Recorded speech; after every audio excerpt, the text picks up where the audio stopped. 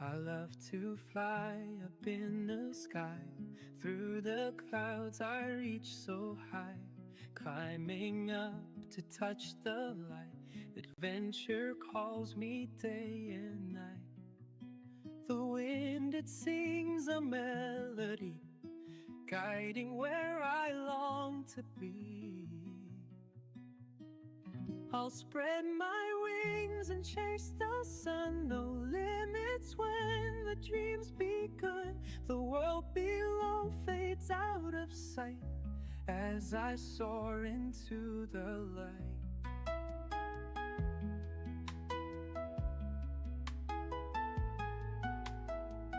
The stars above begin to shine, painting trails so bright and fine. Every turn brings something new, endless skies in brilliant blue. The wind, it sings a melody, guiding where I long to be. I'll spread my wings and chase the sun. No limits when the dream's begun. The world below fades out of sight as I soar into the light.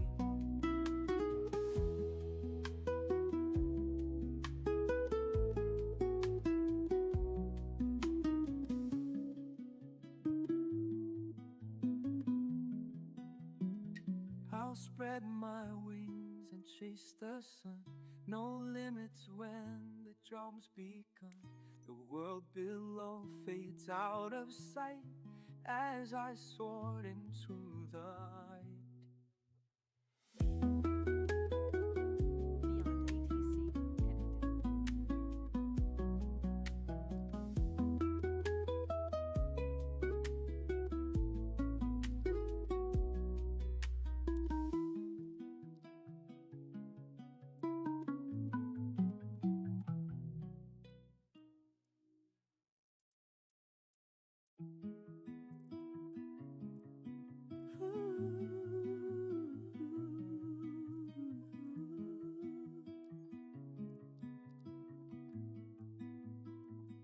I love to fly up in the sky.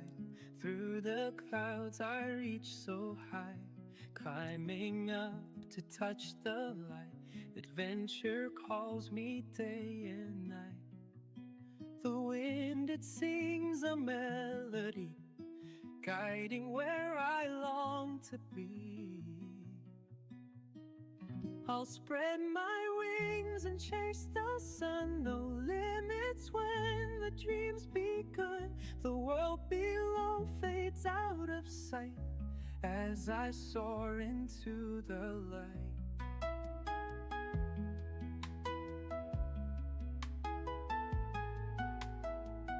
The stars above begin to shine, painting trails so bright and fine. Every turn brings something new, endless skies in brilliant blue. The wind, it sings a melody, guiding where I long to be. I'll spread my wings and chase the sun. No limits when the dream's begun. The world below fades out of sight as I soar into the light.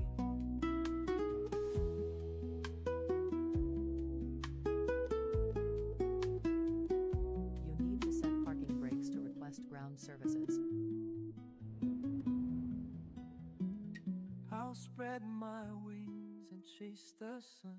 No limits when the drums begun. The world below fades out of sight as I soared into the light.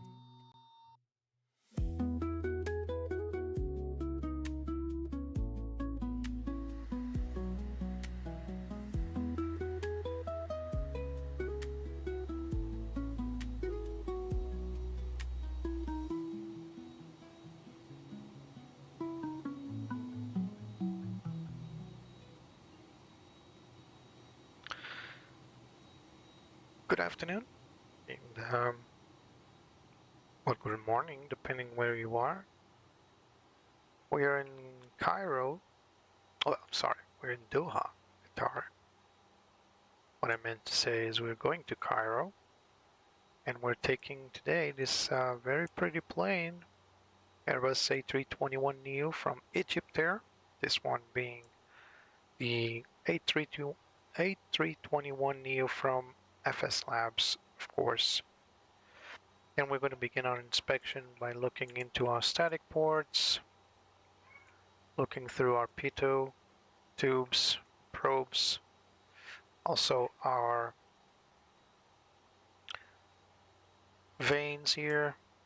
These are for our dynamics, basically our angle of attack. Parking brake set, you can see the red light there. Just inspecting the wheels. Not entirely sure if FS Labs models visual wear and tear, but we are looking into our aircraft, prepping it for today's flight. There's actually no visual wear and tear on most of these planes for flight simulators. Check the looks okay, little brakes, but Inibuilds is bringing that to the upcoming A340 they're developing, so that will be cool to see if they come up with wear and tear also for the rest of theirs. The outflow valve is open. Checking for leaks. Open panels, all that. Okay. Tires also look okay. Let's check our engine here.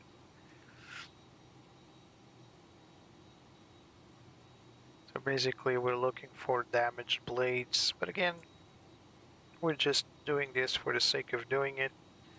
Panels are all closed, no apparent panels open. Oh, that's cool. Little details that make the difference. Unfortunately, none of these panels are interactive with the ground crew. There will be an update in the future to make them interactive, but not on the FS Labs, not yet. Planes that have interactive panels are the Inibuilds A350 or the Phoenix A320 family. So let's go jump in. No ladder, we just teleport. Just that kind of magic. All right, let's any code will do here. Hello, Chainsaw Rocks, welcome. Yeah, man, can't go bad with radials. All right, so we are going to check our flight plan for today. We're going out of Doha, Ahmad International to Cairo International. Our today's estimated zero fuel weight, takeoff weight 76.2, zero fuel weight at 67. Let's check the fuel here. All right. We are expecting a block fuel of 9.4, so pretty quick hop. Should be fairly quick this flight today. So we're expecting Ahmad International. We got this SIDS is Tulu B1 Talab 1 Mike. This should be our departure. Shall also have that right here, Talab directed via this SID. We should go direct to Talab, and then the rest of the flight should be uneventful.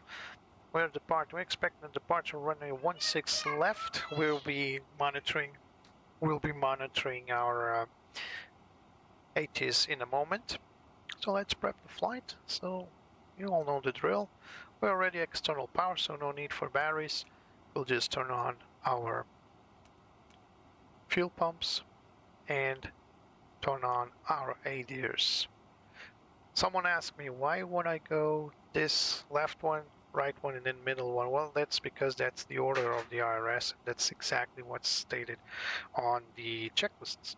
So you start 1, 2, and 3. And as you notice, number 2 is the left one, the right one, sorry, not the middle one. So you go 1, 2, 3. That's how the procedure goes. So we're going to confirm our pre-flight checklist. So we got our parking brake set, flaps are up, spoilers are retracted and disarmed, weather radar is off in the middle position right here. Predictive wind shear is also off, this one, this little knob right here. Engine masters 1 and 2 are both in an off position. Engine mode selector is set to normal, correct.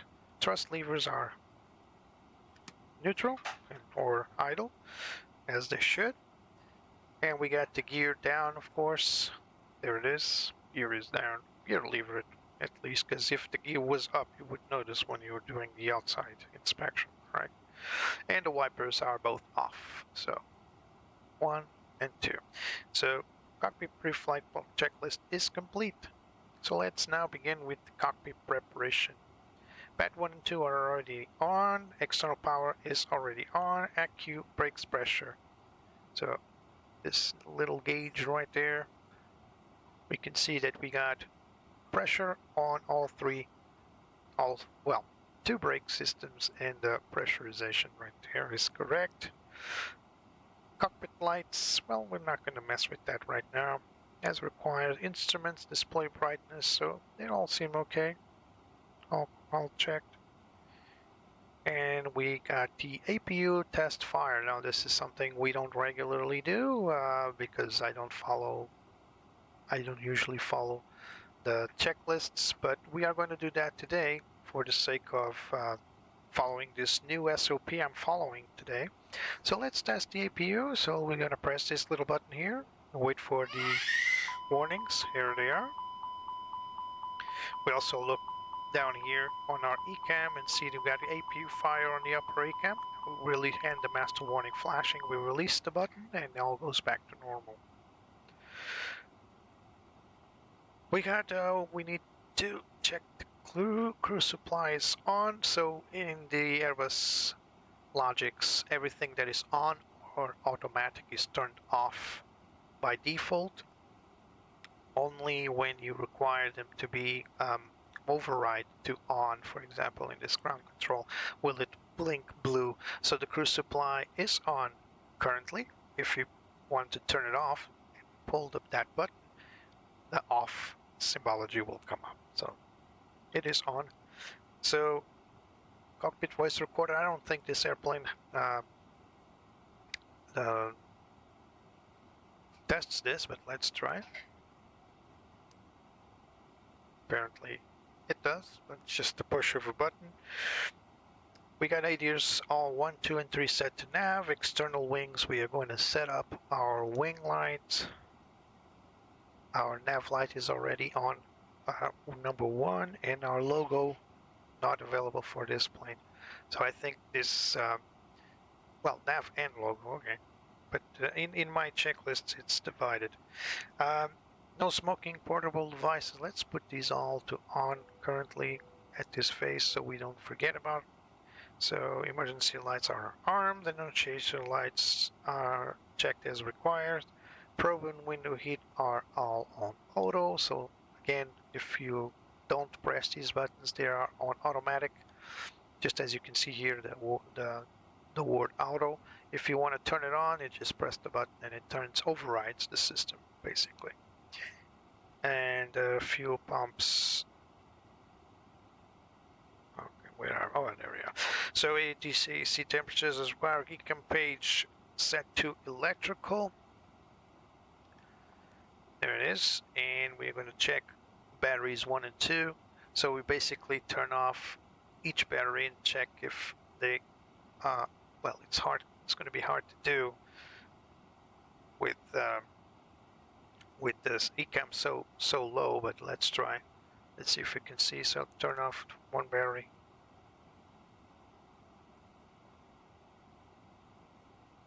Turn it on, back on again. Another battery. And back on again. So I noticed that while performing this, those flight directors, both 1 and 2 are on. Barrel reference. Let's listen to ATIS at this point. 50 Zulu, wind 080 at 7. Ceiling and visibility, okay. Temperature tree, dew point 19er. QNH 1006, landing and departing runways tree 4 right, tree 4 left. Transition level 150, advise on initial contact. You have information Foxtrot. So we got Foxtrot. Hamad Airport information Foxtrot. 1050 Zulu, wind 080 at 7. Ceiling and visibility, okay. Temperature tree, dew point 19er. QNH 1006, landing and departing runways tree 4 right, tree 4 left. Transition level 150, advise on initial contact. You have information Foxtrot. Alright, we got Foxtrot. Let's make him quiet now. We got FS. We got constraint on, arc and 10 nautical miles set on both. FCU speed as required, not required. Altitude, we got the initial climb flight level 150. Radio is set up as we've already done that. MCDU data is going to be checked. We just gonna need to load our flight plan here. So let's go to our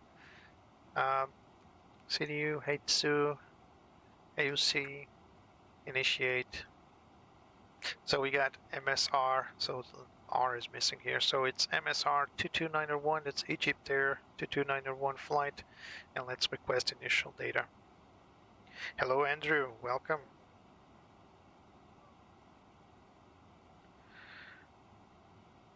Alright, so data has been received. Now let's go to flight plan data. So we're going to load our fuel instantly. So we're going to have a 9.4 block fuel we've seen previously on the OFP. This is correct. So let's load that fuel amount. And there it is, 9,400 as required. And now we're going to request our METAR for OTHH. That's Doha, Qatar. METAR sent.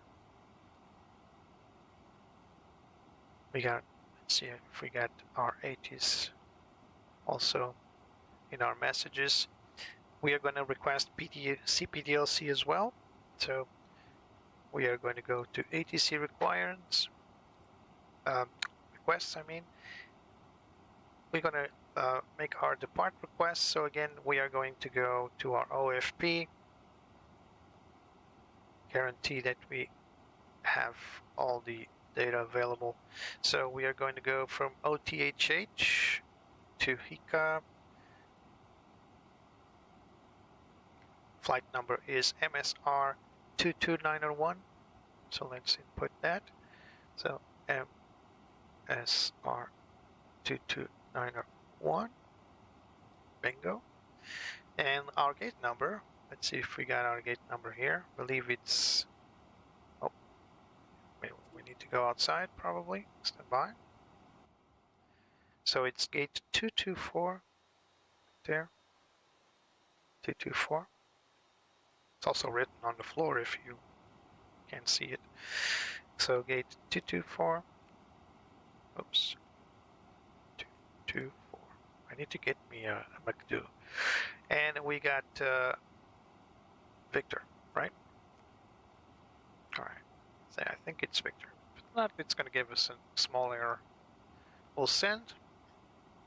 And now wait for the CPDLC clearance to clear us out. So let's continue our, so our radio navigation is set up, our IFR clearance, we're waiting for it. So we can continue to our cockpit preparation checklist. I'm doing this with a sheet of paper for our cockpit checklist. For all the checklists, normal checklists.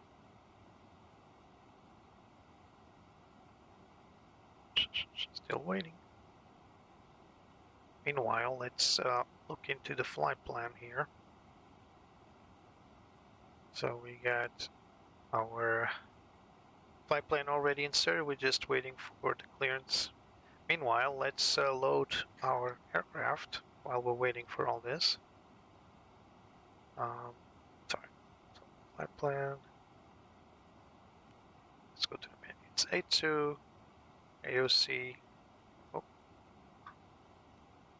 And let's boarding request. No catering. Board now. And request. So we're probably having Boarding requested. some issues with CPDLC. We might need to ask in voice. Or let's confirm here if we got any feedback from the cars. So a lot of messages. So first message is the sign in. We got no information available for METAR. That's good. No information for ATIS. That's also good. I need to get my METAR from elsewhere. ATC request status. CD station not online. Oh, do we have? So we don't have CPDLC on this airport, which is unfortunate. So we got our initial load sheet. We're going to confirm this. This is a preliminary one. So we got 67.2, 0 fuel weight. We already confirmed that. We got takeoff fuel 91.6. Passengers 176. Okay, 0 fuel weight 27.4 on the center of gravity. Everything looks clear, so let's call it in because we don't have CPDLC on this airport apparently. Request IFR. Egypt 2291 on our way to Cairo.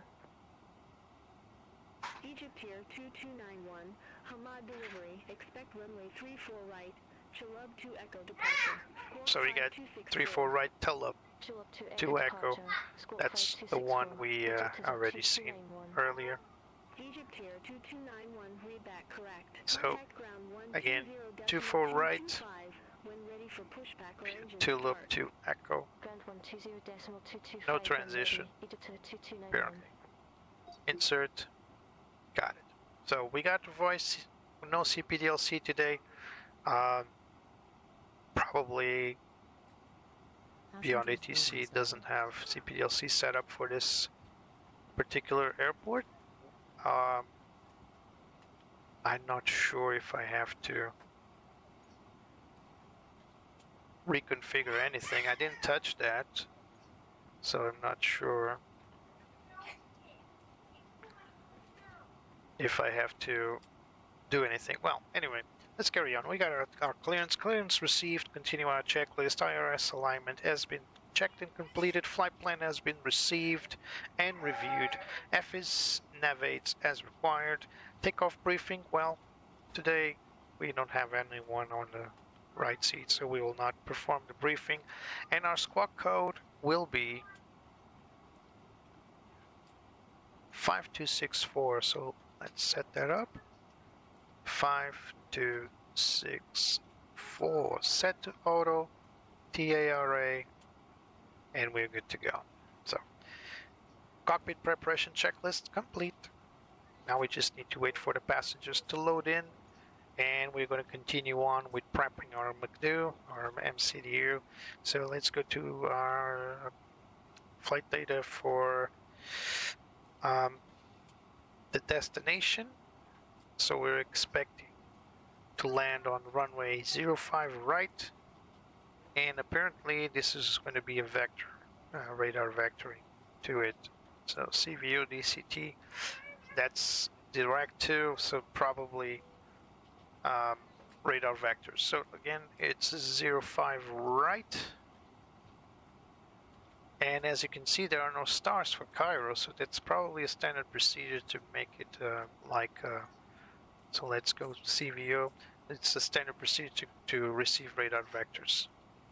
Some countries simply do not have inbound or outbound routes, and that's okay as long as they are good at vectoring planes, which they should. Otherwise, it will be chaos. So here are our vacationers, our passengers going to Egypt to watch the pyramids. Let's go outside a little bit and wait for them to load everything, including, let's close the ATC window, to load everything in there. It's a beautiful paint job. I kind of like it. I believe this is the one of the Egyptian gods. I think it's Horus, right? And you can see it's more or less inverted colors on the tail. It's pretty cool. I'm kind of concerned about this scenery because I only see. Oh no, there are more. I thought I was only seeing Qatari airplanes, but no, there are more airlines. This is a very unusual airport, to be honest, because the last flight, not the last one, the last flight was to Antarctica, but the previous, well, the other one before that, we came into Doha and we landed on yet another airport that's not Hamad. This is Hamad. This is probably the newest and most active airport in Qatar, but there's another one called Qatar International, and that is bugging me because you would expect that this airport would be the flagship, right? Like, this is Hamad, big one. The other one is only one runway, number one, and it's very small, and we landed there believing that we should pick the Doha International, right? But no, they're right next to each other, and it looks really weird in my opinion, because you can be misled. On the other hand, it's like an extension of this airport. So if by any mishap you would accidentally land there, there will be probably no issue because, you know, it's not that far. Just take a cab, I guess, to the other airport. Anyway, it's weird. I mean, this is a rich country, so these guys can afford to have two airports side by side. But still weird. So let's continue to prep our flight here.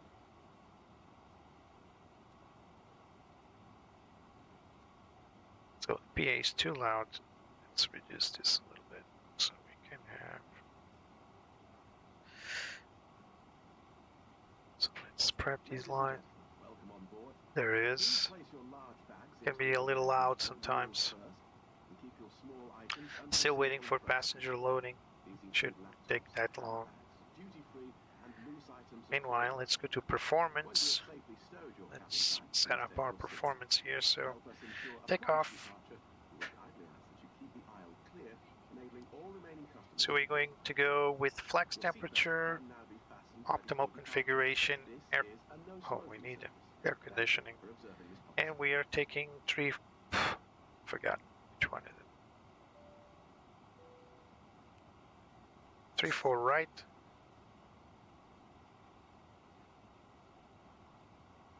I think the cargo has been loaded.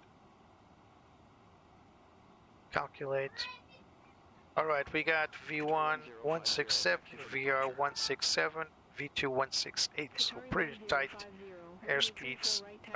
We got stabilizer trim 0.9 up and flex 6.3 on a flap 1 configuration.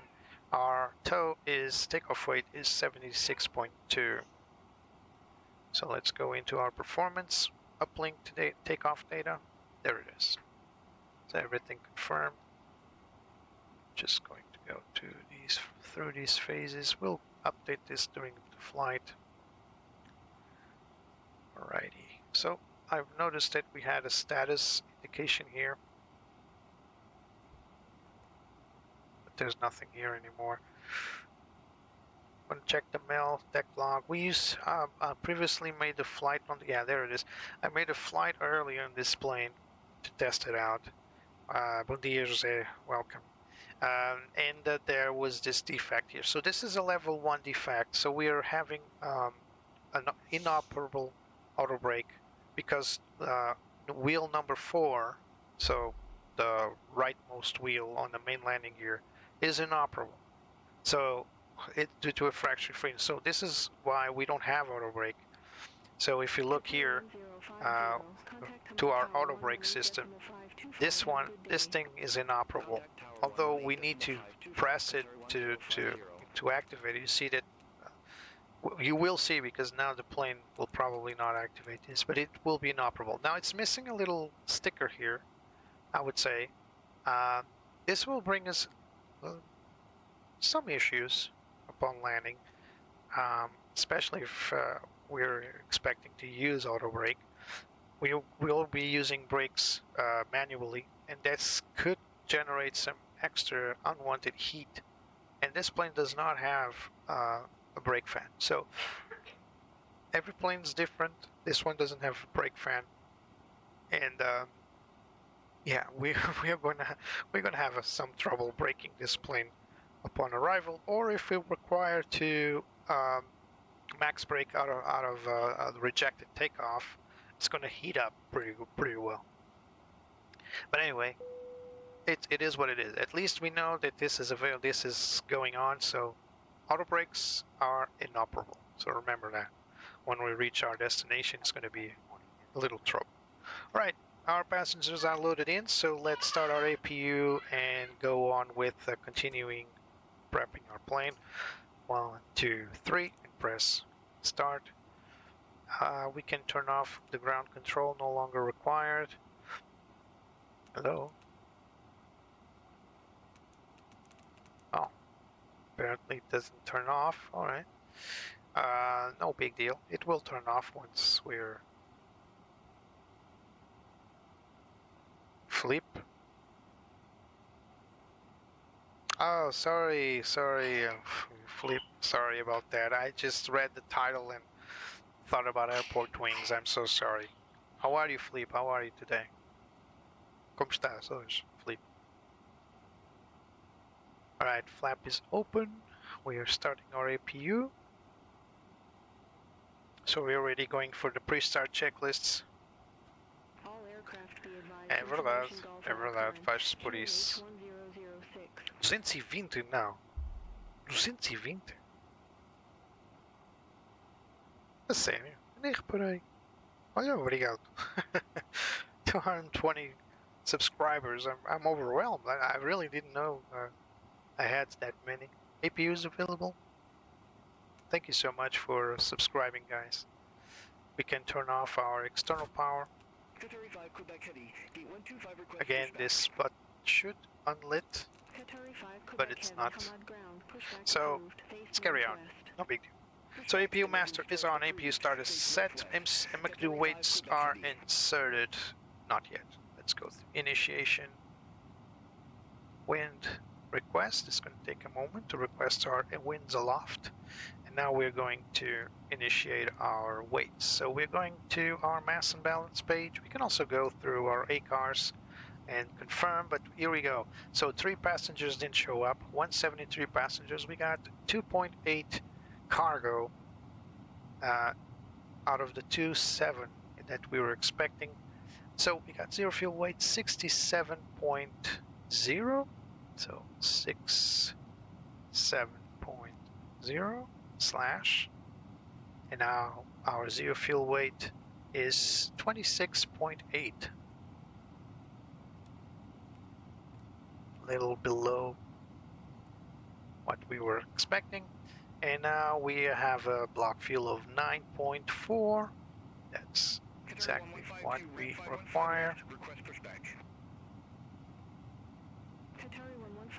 There we go. Let it do its thing. It's planning all the little things. We got the route reserve 5%. That's okay. We got a trip wind of 0.5. That's also okay. That will give us some extra 10 minutes. Nice. All right. So that's the extra time with our reserve fuel. Obrigado, Felipe. Nem tinha percebido. Estou mesmo surpreendido, sinceramente. Here we go. Let's request our push and start from our ground crew guys. So Again, we're going to go to our wind data blinked. We're going to go through our ATSU, AOC, and we are going for departure, pushback, and now we're going to request our pushback from the ATC. Egypt 2291, at gate 224, request pushback. Egypt here, 2291, Hamad ground, pushback and engine start approved, face north. Alright, Pushback and engine so start approved, the second face option north. Egypt goes left, 2291. face north, and let's see. There comes our agent. Let's turn on our beacon. We're ready for departure and waiting for the guys to do their thing. Hello, Captain. We are ready for push. There's the nose wheel steering pin. Let's go to ACARS. We're gonna message here. So it should be the final load sheet. There it is. So 0 fuel weight 67.0, correct. Passengers 173 plus 0. We got to take 0 fuel weight 26.8 and the takeoff weight 24.7. Mach, the center of gravity. Fuel intakes 9.4, correct. So everything is checked in, checked out. Pre-start checklist is also complete, so we are ready for push and start. So pushback and start up. Both wheels are locked, red band, red band. Cockpit door is closed. It is. Let's lock it. Done. Fuel pumps are on. Beacon is on. Steering pin now is inserted. There it is. Still no steering reading disconnected. Transponder set to auto, already done that. TCAS to standby, well, it is standby once it's on auto. Well, anyway, we're going to start our clock now to elapse time. Parking brake as required. So we're now going to wait for the engine start. See if we got any info on services.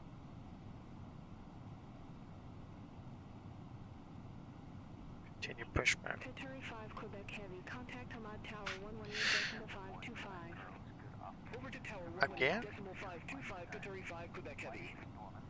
She did say it to face north, right? 152, cross runway 34 left at Alpha. Face Continue north. taxi via Lima 2 Mike 4 Mike Mike 1.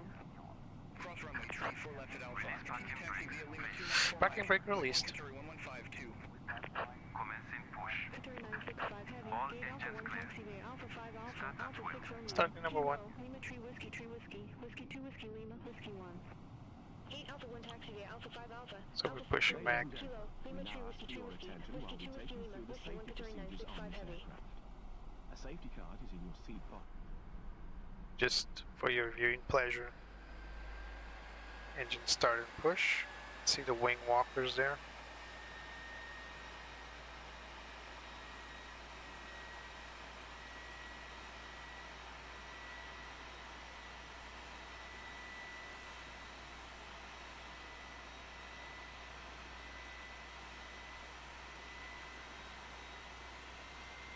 There it goes. Leap engines take a little while to turn on because they need to motor. And we recommend that you keep it fastened at all times. If the air supply fails, masks Waiting for the available pull a mask mnemonic. towards you to start oxygen. Put the mask over your nose and mouth. Previously, With the strap, companies had, so let's start number 2. put on your own Previously, companies could start 2 and 1. There's an option for that, but currently Airbus recommends starting engine number 1 as default for all aircraft, all Airbus aircraft, except older inside the air. A340s, for example. Engine bleed selector back to normal once the engine is started, and then we'll have completed our pushback and startup. There is a light and whistle for attracting attention. We also carry flotation aids for children. Your Still tray loading number must 2. now be stowed, armrest down, window blinds open, and seatbelt fastened. We wish you a pleasant flight. As you can see, the plane is pushed a little further aft beyond the axis. That's because if needed, we can go back to gate. The pushback can take us right in. Please set parking brakes. Parking brake is set. Waiting your confirmation for a good engine start. Welcome. APU is available. Sorry, engine number 2 is available. Switch back to normal. APU bleed off and APU master switch to off. Waiting for this light to come up with the engine generators for the packs. And anti-ice not required. Pushback and startup checklist complete. Alright, so we got a good push. Let's call service guys and tell them that we are good. Cockpit to ground. We have a good engine start. You can disconnect. Unlocking gear. We're going to set up our departure here from OTHH. We got our SID. That's the one, Tulip. So we're going to fly this all the way here and then to this waypoint here. So this is the corridor we'll take right here. Unfortunately, this particular FSLabs plane does not perform flight following over the charts, but it is what it is.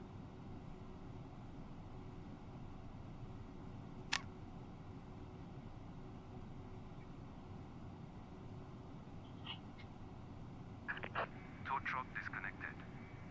Bypass pin removed. Left is clear, right is clear.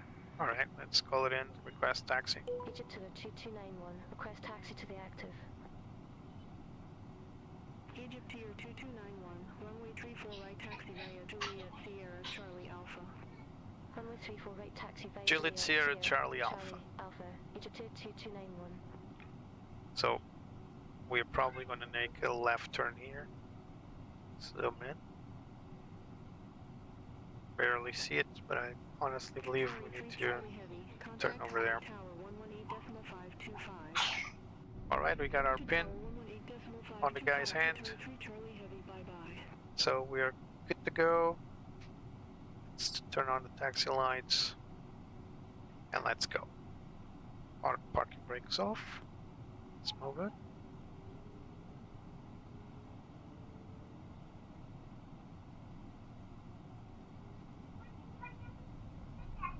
So remember, we don't have our auto brakes working, so we're probably gonna have an issue here. Spoilers 2 armed. Flaps for takeoff, so it's flaps 1. Engine NTIs not required. Flight controls, we're gonna check in a moment. Let's see if it accepts. Oh, there it is. All right. So we're not gonna have a warning on our takeoff briefing there, but we will not have auto brake, so that's one. Alright, so let's check flight controls, look at the lower ECAM there. Full deflection left, neutral, full deflection right, neutral, full pitch up, neutral, full pitch down, neutral. Full rudder left, neutral, and full rudder right, neutral. Flight controls have been checked. Let's turn on our... I need to confirm here. But I think we're going to need to turn right here. To the right. Yeah, there we go.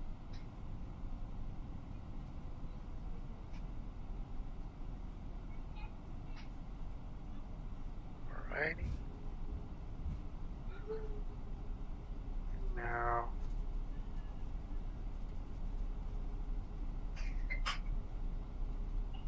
we need to go all the way to the bottom there.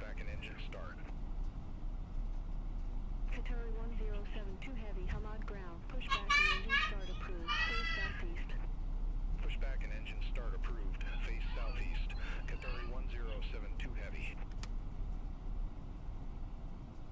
You have problems, Bobo? Go Bobo?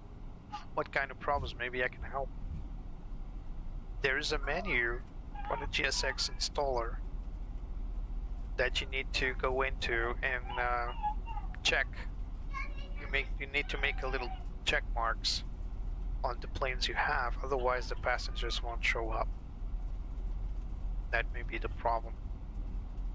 Continue on with your taxi checklist. Rather pitch trim set, so we need to set our pitch to, I believe, 0.9, if I'm not mistaken. Yep, 0.9, so let's go back to our flight controls. Set it to 0.9, 0.5, 6, 7, 8, 9. 8 and 9. There it is. 9 up. So that's set. Our rudder trim set to neutral. There it is, neutral. Alright, now we need to make a right-hand turn at the end of this taxiway. Lots of Qatari airplanes here. Of course, this is Doha, capital of Qatar.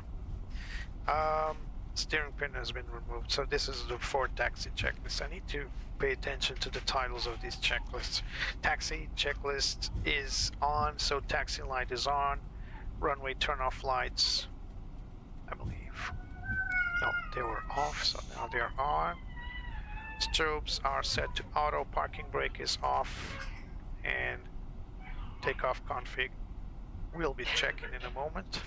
Just need to make a right-hand turn here.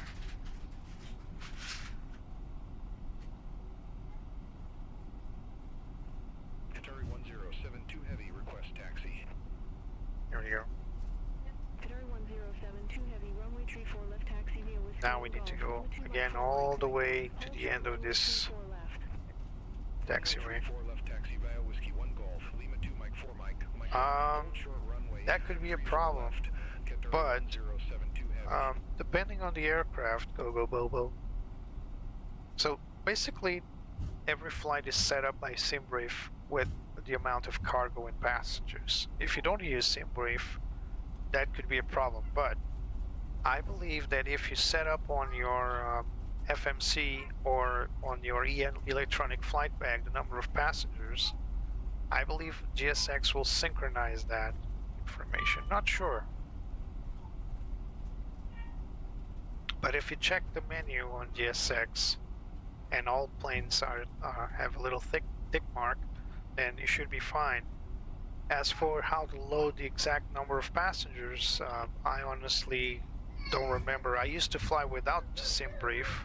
I used to use a different planner that did not load passenger numbers, and I would just go to my FMC or my press the takeoff config, back to normal ECAM operations, and it would just load a unknown number of passengers, like a random number of passengers. So maybe that's the issue. Depends on the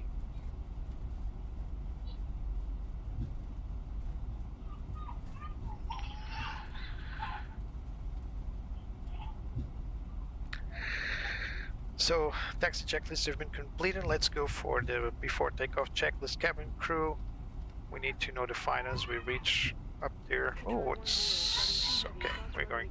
Yeah, we're going. Okay, so going all the way to the end, and then hold on the runway 34 right at the last intersection. All right. External lights are set. Nose wheel lights set for takeoff. Oh, we need to. This is the really before takeoff checklist. All right.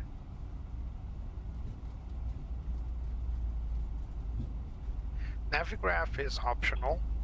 Simbrief these days, I think it's like the standard. Everybody uses Simbrief, and there's a good reason for that. It is really good at planning. There are professional tools out there, of course, used for real-life operations. I think that's overkill for flight simulation, but I believe those tools are much better. But anyway, they're really not set for the. Oh, there's something missing here, so we need to set up predictive system. Need to Egypt here 2291. Contact Hamad update Tower these 118.525. SOPs. Over to Tower 118.525 Egypt to the 2291. These SOPs are not complete. So we're going off to the tower, so we're going to make, oops, a left-hand turn here. And we're going to hold short at the Cat 1 holding point, which is right up there. There it is. That's the Cat 1 holding point. And we're going to perform our before takeoff checklists.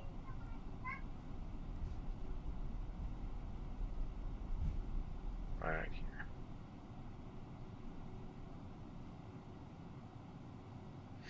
So before takeoff checklist, cabin crew notified. External lights as required. Nose light to take off. NTIs not required. PACs turned on. TCAS TARA already set. Weather radar and predictive wind shear is on weather radar mode as required. And we have takeoff memo, no blue. So before takeoff checklist complete, let's call it in. Qatar 8809 heavy, ILS runway 34 right. Qatar 8809 heavy, Hamad Tower, wind 110 at 9 runway 34 right cleared to land. Runway 34 right cleared to land, Qatar 8809 Let's turn on track IR.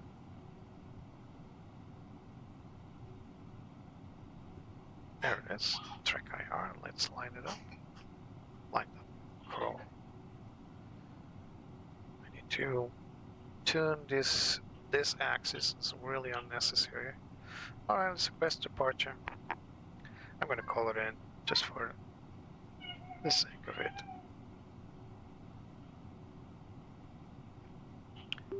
Hamad Tower, Egypt Air 22901 requests departure runway 34 right. Holding point Alpha. Forgot that. Egypt Air 2291, hold short of 34 right. Local, hold short of 34 right for traffic. Egypt Air 2291. That's my co-pilot responding. I got the auto respond setting here. Alright. Let's wait for our turn, I suppose. It's a plane incoming, although we can't really see it just yet. I think I can barely see it there. I don't know if you guys can see it. There's a little white dot coming there. Wind is fairly calm today, so no big issue.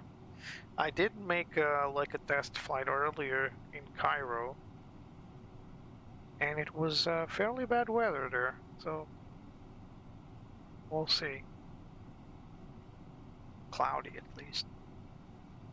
Maybe it was just flight simulator being flight simulator, but I think there was a bad weather in our destination in Cairo.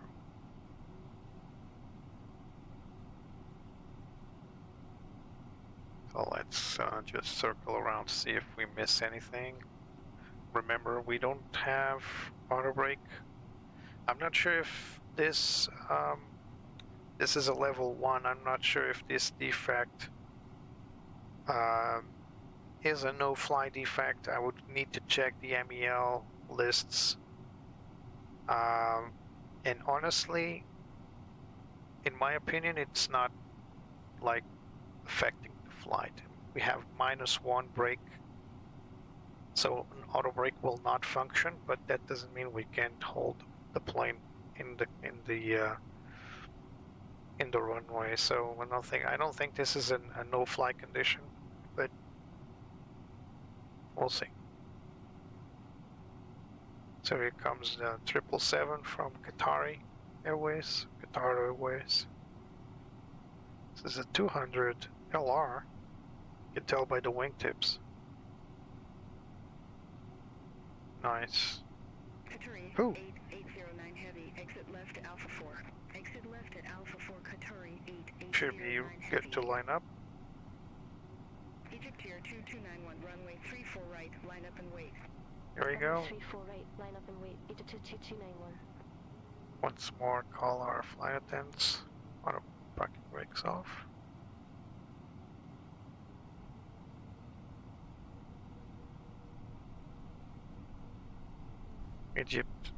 Qatar Airways is still on the runway.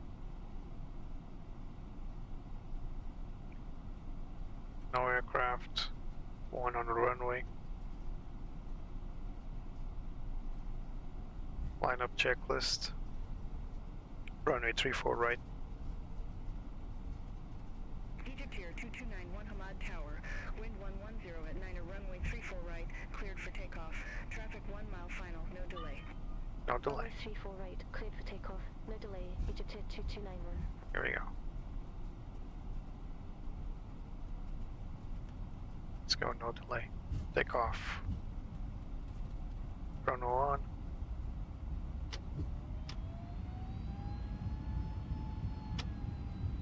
Manflex 63 set SRS runway.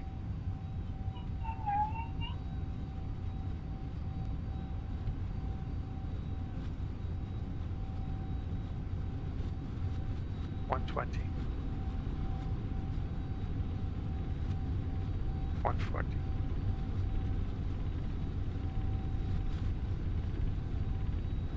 V1. Rotate. Positive rate, gear up. You have to be very careful pulling that nose out of the ground with the A321. Doesn't matter which A321. I think it's more serious with the CEOs. Thrust levers to climb. There we go. No. These detents kill me sometimes. Ladies and gentlemen, please keep your Egypt here, seatbelt 2291. fastened well to seat Contact There it is, climb. 6.7. Have a good day. Speed check, flaps up. 6.7, Egypt here, 2291. Dollar Reader, Egypt here, 2291, 2,200 feet. This includes e-cigarettes. In just a few Egypt here, moments, 2291, Doha radar. Good day. Identified. Continue climb to flight level 180. 180. Climb to flight level 180, Egypt here, 2291. you can also purchase a selection of hot Autopilot beverages, one together gate. with drinks and snacks. Let's clear the plane. We accept payment in cash, After takeoff checklist. major currencies, Gear is up. berries or credit. Flaps are retracted. The correct change would be greatly appreciated. Spoilers disarmed. We can be of any further Thrust assistance, to and just climb. as we join you in Autopilot your short set. Nose wheel steering lights to off. Runway turn off lights to off. After takeoff checklist complete.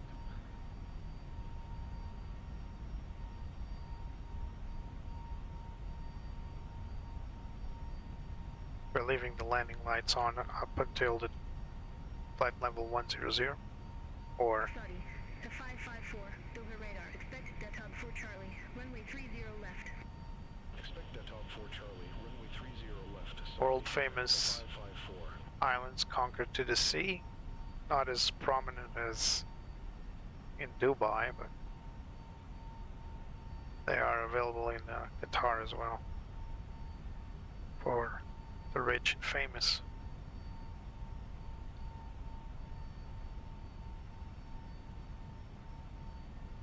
Climb checklist in a moment after we go through transition level, which I believe is 1500 flight level 1, well, 15,000 feet, I mean. But we'll continue with the climb checklist. Climb checklist, NTI is not required. EFIS as required. So let's set it to 40 nautical miles. Weather radar is operational and on cal above 10,000 feet. In a moment, we'll continue below the line on climb checklist. Climb checklist above the line complete, except for the transition. We are used to making transition after 4,000 or 6,000. So we're currently flying this departure right here.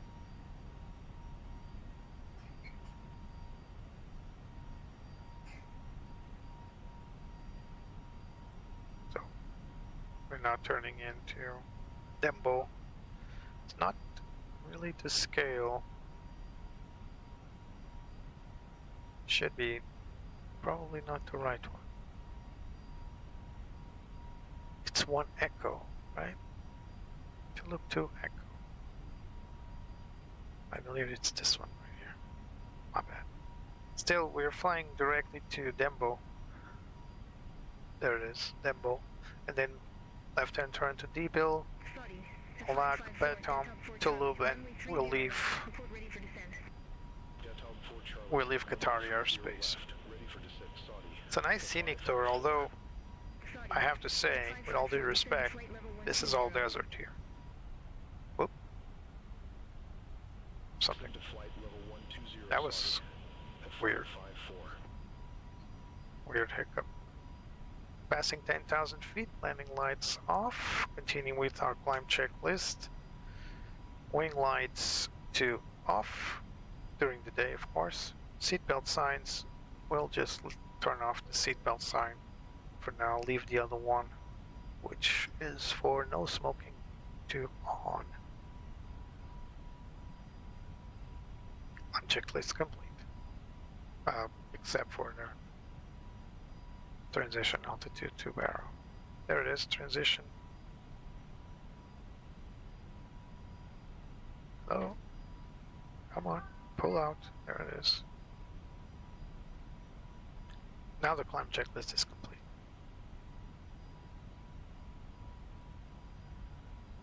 We're on a good climb here to flight level 180. We'll just be monitoring now the ATC. And of course, we will be looking at our charts here. We are going to fly, and this is something I need to warn everybody about. We are going to fly over, sorry about that. Let me just pause my track IR, no longer required. We are going to fly over conflict area. 360, that's our cruise altitude.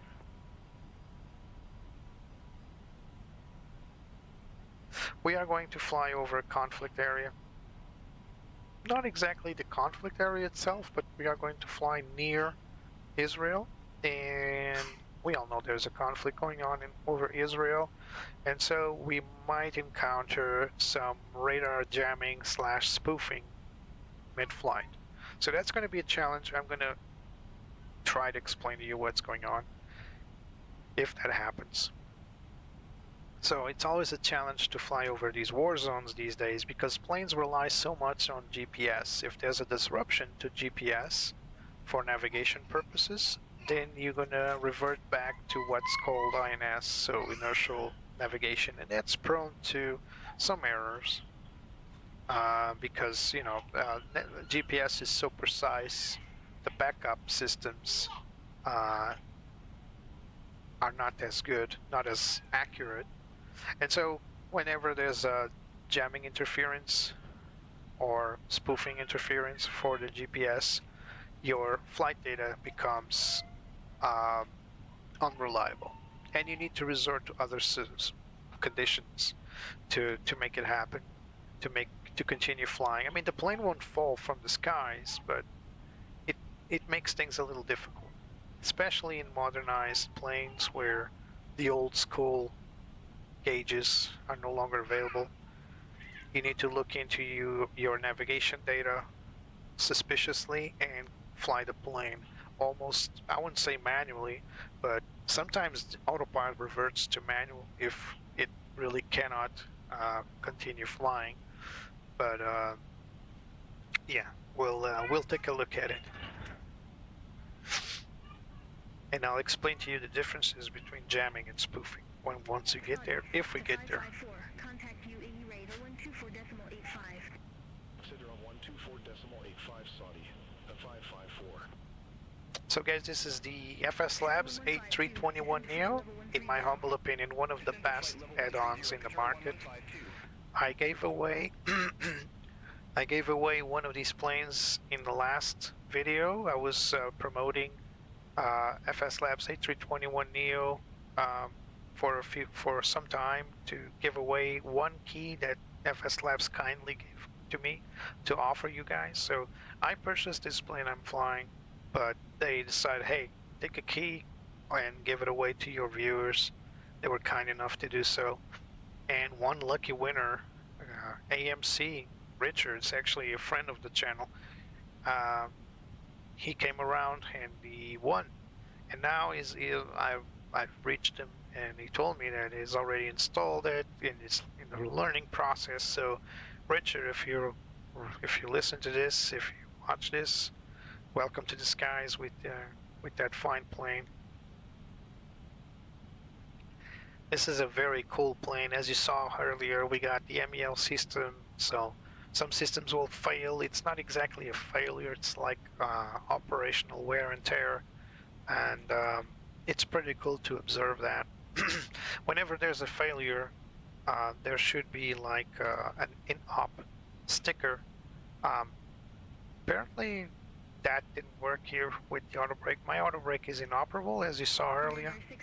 I can show you here on my tech log, so we no longer require that. So no failures here, except for one, you'll see. So there it is, there's a failure here. There's one active, and you come down here, all the way down, and you'll see that the wheel brake 4 is faulty, right?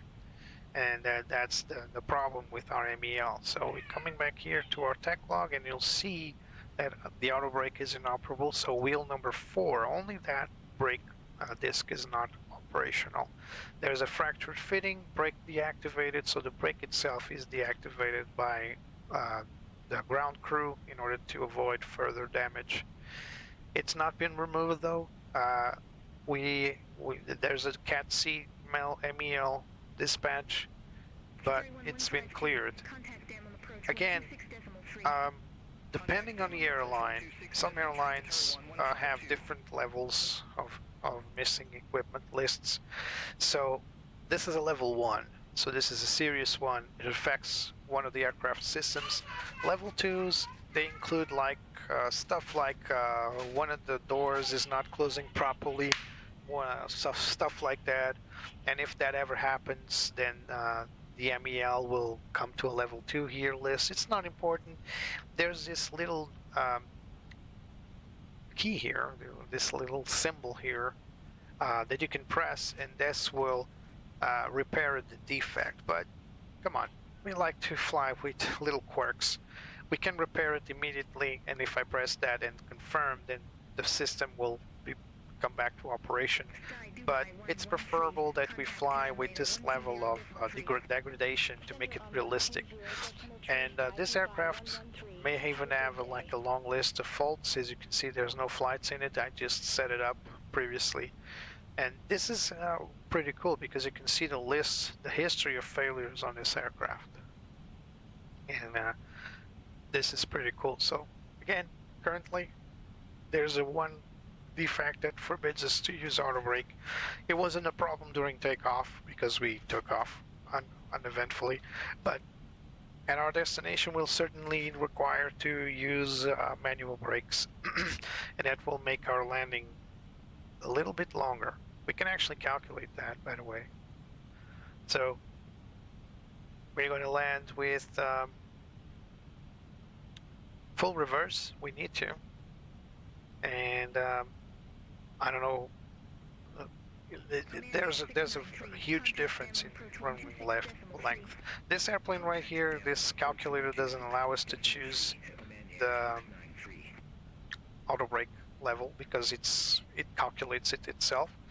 But let's see. So it was going to be runway 5 right. So let's pick runway 5 right and let's calculate it. What am I missing? QNH, config full. We're going to need config full. Why is it? Oh, there it is. So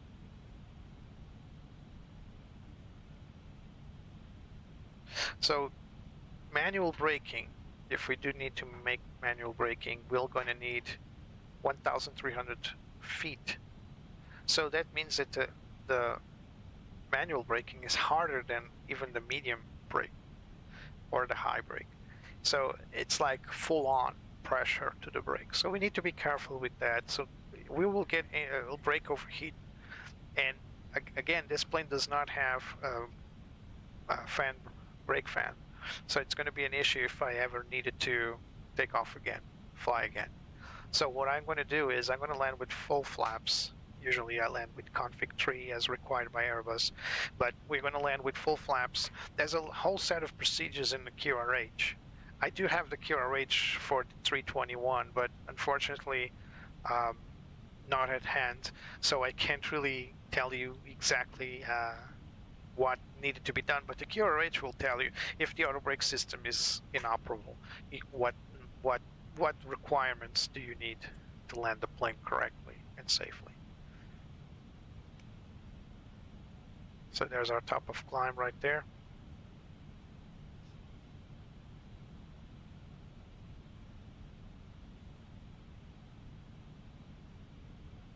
So on your upper right screen, you got a little panel there with the QR code.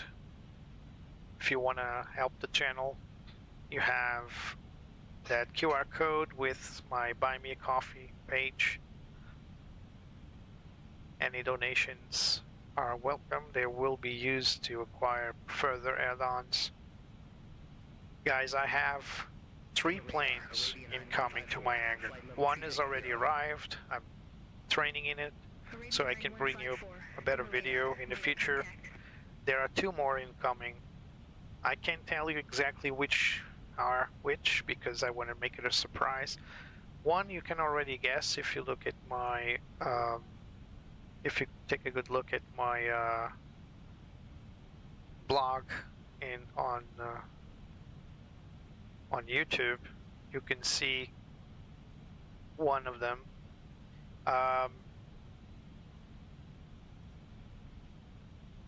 The other 2 are kind of a secret for now because I'm still waiting for confirmation. I got the okay from the company. They will be like brand new, so unseen on Flight Simulator 2024, so they're being quite prudent with the release date. But once the planes are out, both of them, I'll be having them on my channel, and I'll make a different type of flying. I'll actually learn alongside you guys, like exploring it. But I do need, of course, to learn to fly them first. I'm not gonna just jump in and guess. But I'm going to learn with you guys alongside. One of them is an historical, beautiful aircraft. They're both beautiful. They're all beautiful for me, but the 2 of them, they're incoming. They're actually pretty special for me. One is very historical, one of the planes I most flew cargo routes with, and the other one is just like that beautiful car you once saw on the street but never got the chance to drive it. I did get the chance to fly that plane for a little while, but it came late to my FSX, and once I migrated to prepared, I lost it completely because the company stopped developing it. So that was an issue. So I barely drove it or flew it for a while. And 2 planes incoming, 3 actually. So one's already here. I'm already flying it. Not going to say which one it is. It's not an Airbus. That much I can. None of the new planes are Airbuses, by the way. I will also take a look at Inibuilds A340 probably. I'm predicting that plane will be like 90 euros again, like they did with the 350. Honestly, I can afford it, but I don't want to pay that much for an add-on, to be honest. So I prefer to take those 90 euros and invest on something else like sceneries. But we'll see. They've not announced the actual price yet, but come on, they made the 350 93 euros, so 75 euros plus taxes. That's probably the same price for the 340. They're a bit greedy in my humble opinion. I'm not censoring. I'm not censoring. That's not the word I want to use. I'm not complaining about the way they run their businesses, because no one is forced to buy any of these planes, right? It's not an obligation. But at the same time, I think they are overpriced, especially considering that even this plane I'm flying right now, the FS Labs, is about 70 something euros. I don't know, but it's not 90, if you know what I mean. And this is a much more developed, much more advanced plane than the Inibuilds 350, in my opinion.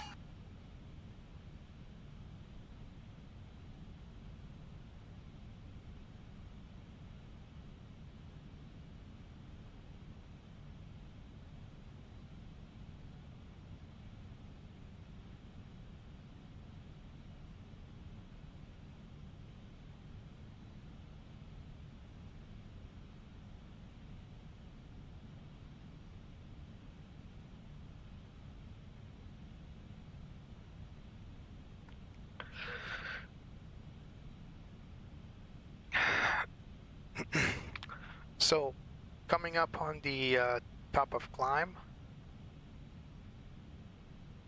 we are going to make that world famous jump. It's like a teleport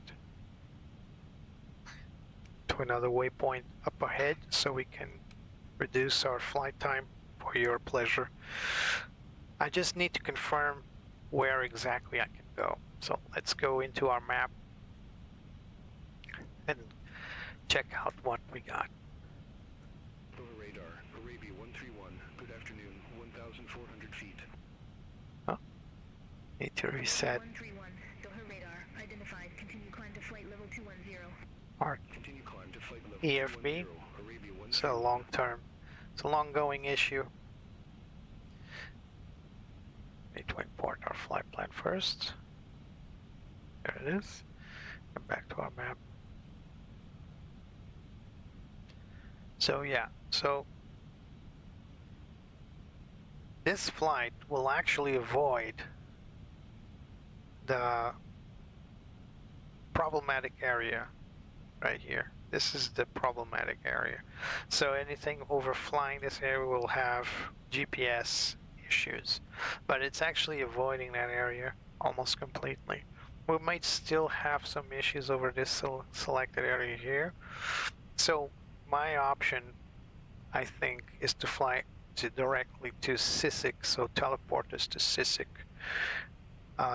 If not Sisik, we'll take a look at the flight plan on the plane itself. If not Sisik, one of these 2 points before it, so like Simsa, probably Simsa or Sisik. I'm betting Sisik, but we'll have a look. So let's go back to our little plane here. Cool. How's the weather?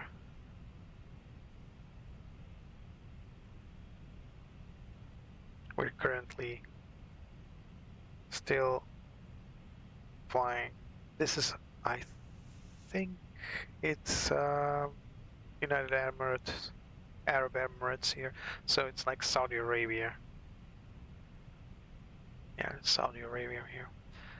So let's take a look at our flight plan here. See where we can make our teleportation. Probably Sisik, but we'll see.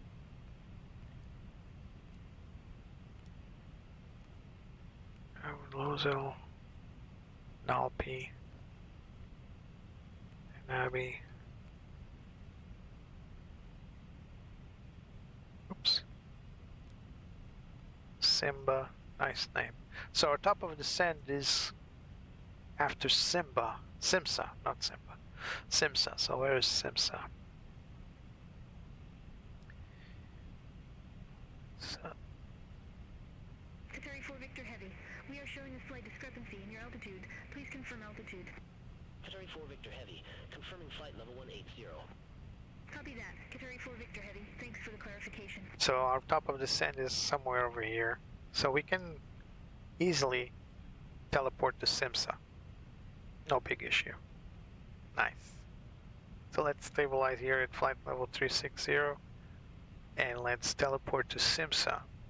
Honestly, I would be much more comfortable to go to Novpa. because I'm not sure if there's going to be some GPS interference here, so even X's would be a better choice. Let's go to X's. So how do you do that? So we go to MCDU, jump ahead, pick the waypoint, so we saw that. All the way down here. X's, right there. We press it, and if we press jump ahead, it will confirm the jump.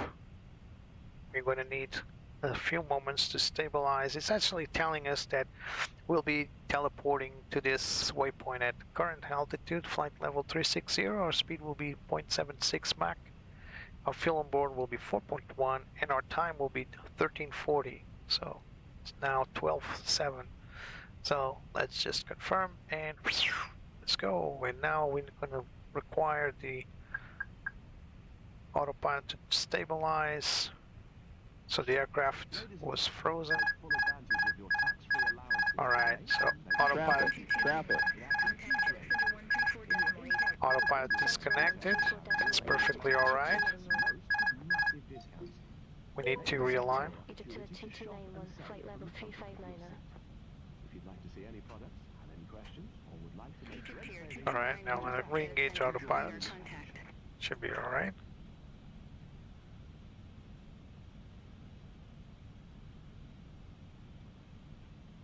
That's the danger of jumping ahead. So always be careful to do it in a way that you can recover the plane. So let's say I would jump ahead to final approach. That's a bit dangerous because you might not be able to recover the plane at lower altitudes.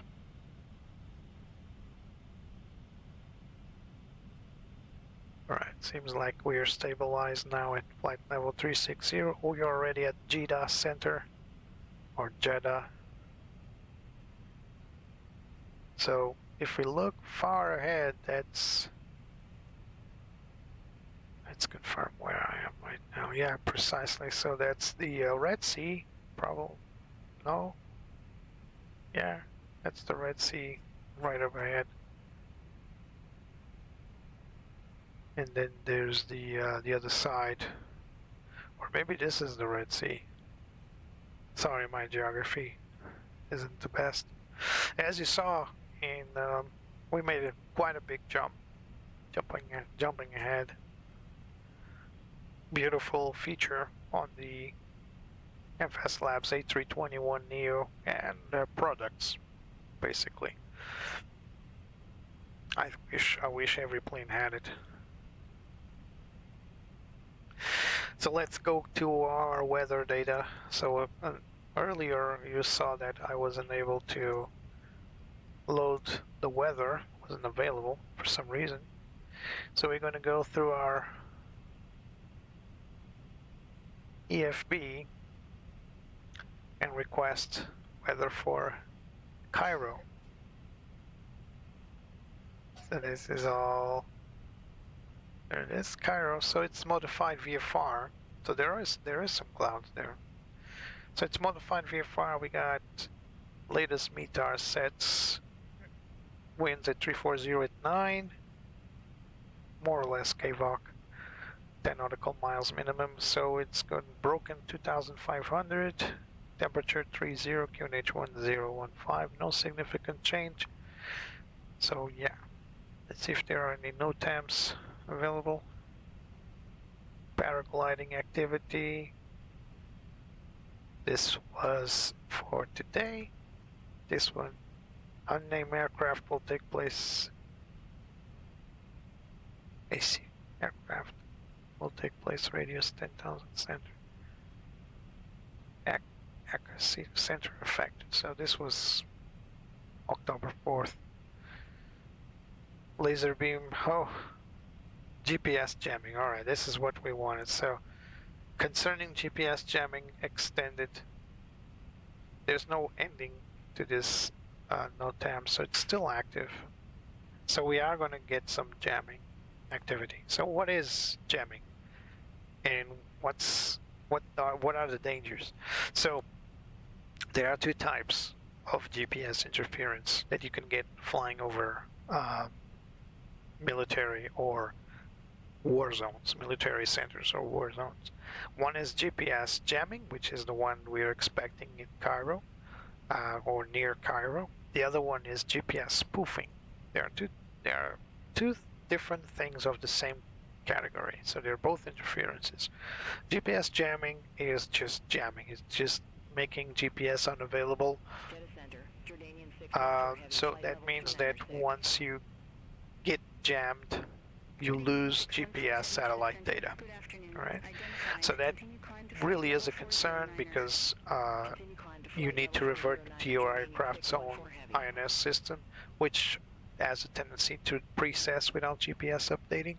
So you need to rely on ground vectoring to or old school VORs or ADFs to guide you. It's doable, but it gives you an extra amount of work to make sure that you're flying where you want to go. The other one, the spoofing, is much more concerning actually than jamming. Jamming is a nuisance. Spoofing is a serious thing because if you spoof an aircraft in such a way that it loses GPS data from the satellites themselves, what spoofing does is replace the satellite data with fake one. So the plane believes it's connected to a satellite when in fact it's connected to a ground station, feeding it wrong information. So spoofing is much more located, so it's probably going to happen over a very specific area where there's a spoofer action actuating, but it is quite huge. It's like a huge bubble. Jamming is the same thing, but it's a little more localized, a little less localized, I mean. Spoofing most of the times will get you to get the discrepancies between the INS system and the GPS data. It will tell you like wrong headings and all that, so you need to rely on your wet compass much more, as well as waypoint positions and your own position, whereas jamming will just cancel all that for you. So yeah, quite a nuisance. But it's what we got. We got both jamming and laser beam. Laser beam, not going to be a problem today for obvious reasons, but GPS jamming, yeah, it will give us trouble. Hopefully we can handle it. This is our alternate Alexandria. Let's see if it has jamming issues as well. Ethiopian 419, Jeddah Center, radar contact.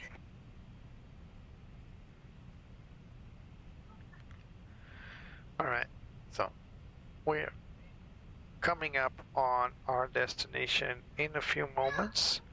We're probably going to enter our danger zone, so to speak, in a moment, our jamming area, probably. We'll see. If not, at least in Cairo, we may have this issue.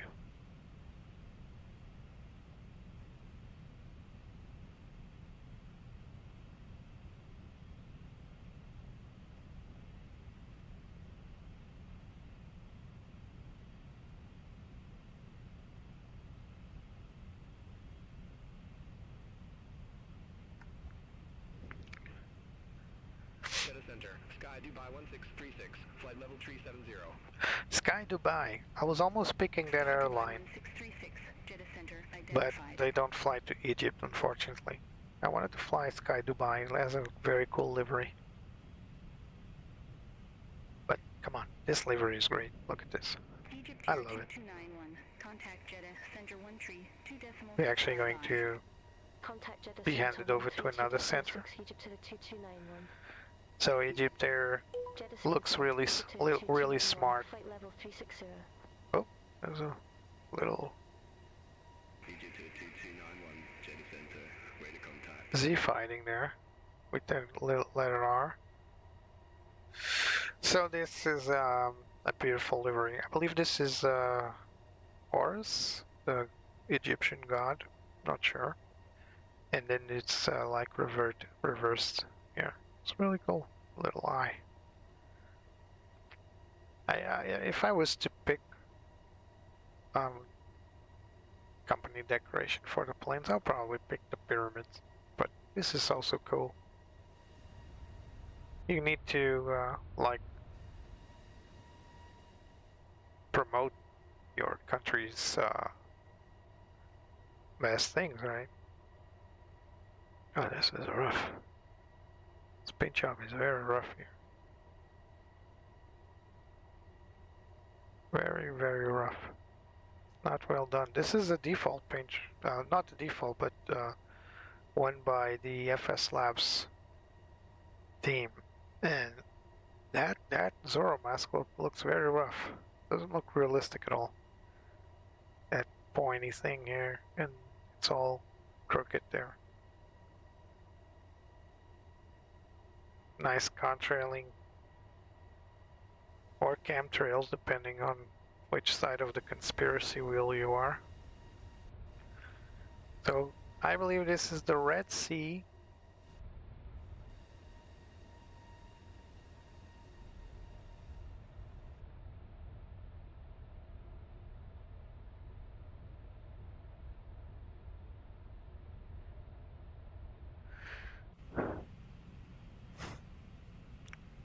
If it's not this one, it will be the next one. So it doesn't say, does it?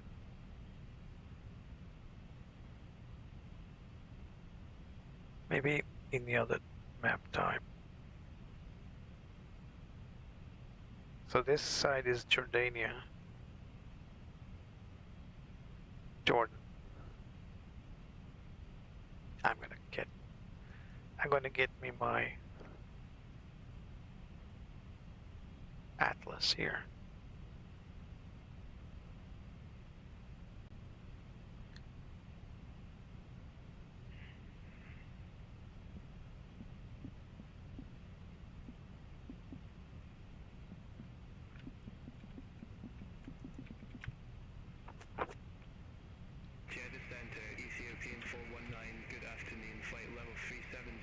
Yep, this is, no, wait, hold on.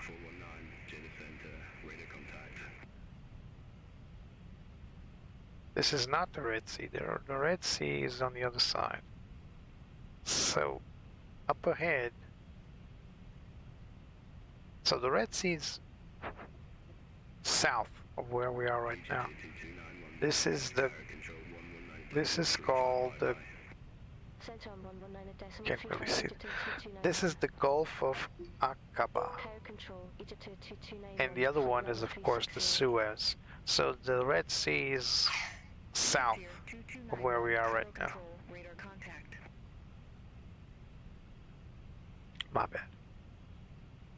So this is where we're flying right now. This is the Gulf of Aqaba. And the Red Sea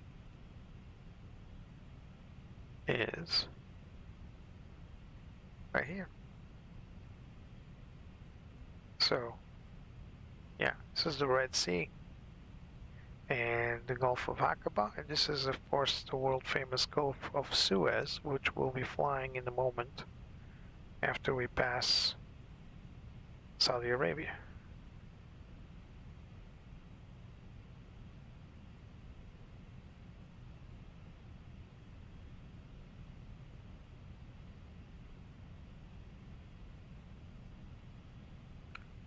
It's quite the turn here. Should make it smoother. And after the next waypoint, we'll be having our top of descent. So let's prep stuff by looking into our METAR, prepping everything for our destination.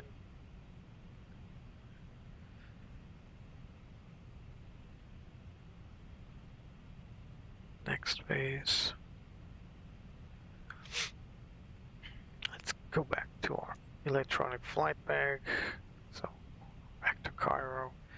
So we have QNH 1015.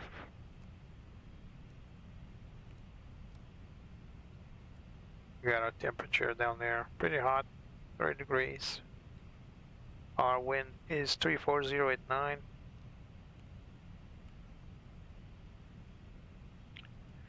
Now let's go to our approach checklist. So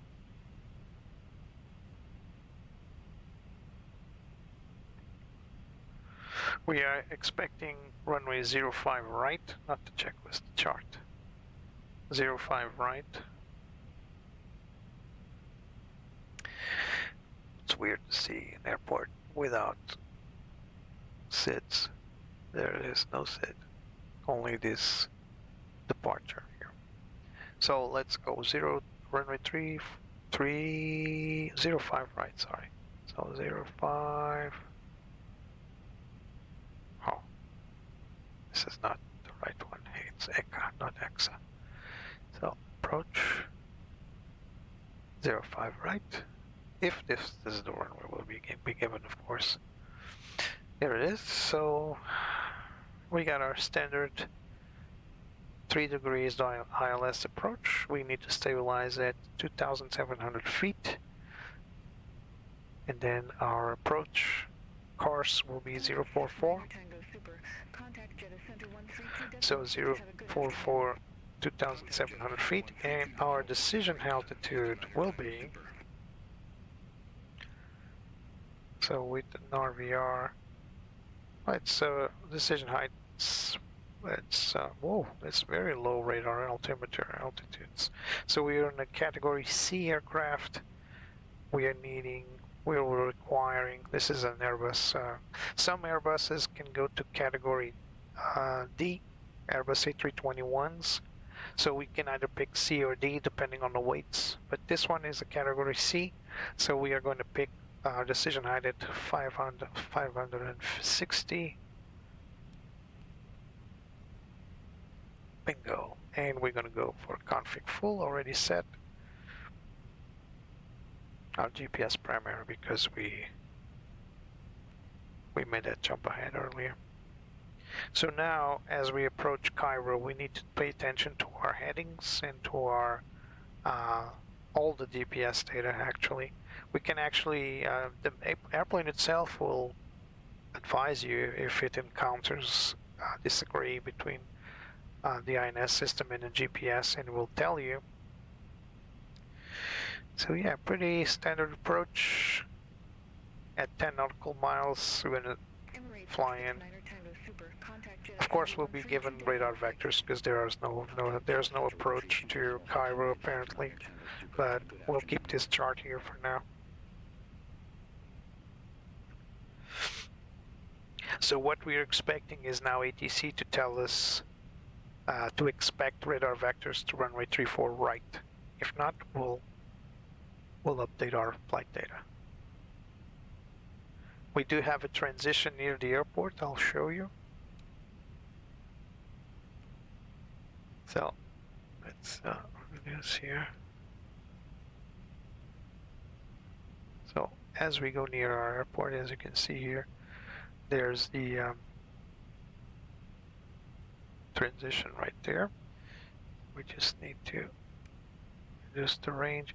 So as you can see, we need to fly direct to the SVOR, then come down here and make our approach exactly like as you can see here. So this is our approach here. We need to come down here at DME 8.7. So let's imagine there's an actual issue with our GPS. This is our fail-safe system. So we got a VOR 115.2. This is the Charlie Victor Oscar for VOR for Cairo, and this will actually help us guide ourselves in if we need to. So we'll see. We'll see how jamming really is effective. The FS Labs aircraft do simulate jamming and spoofing, but we're not sure what to encounter. It relies on world data to supply that jamming or spoofing areas for the aircraft to use and simulate it. You can turn it off on your aircraft systems, I believe, but we turn everything on for realism's sake.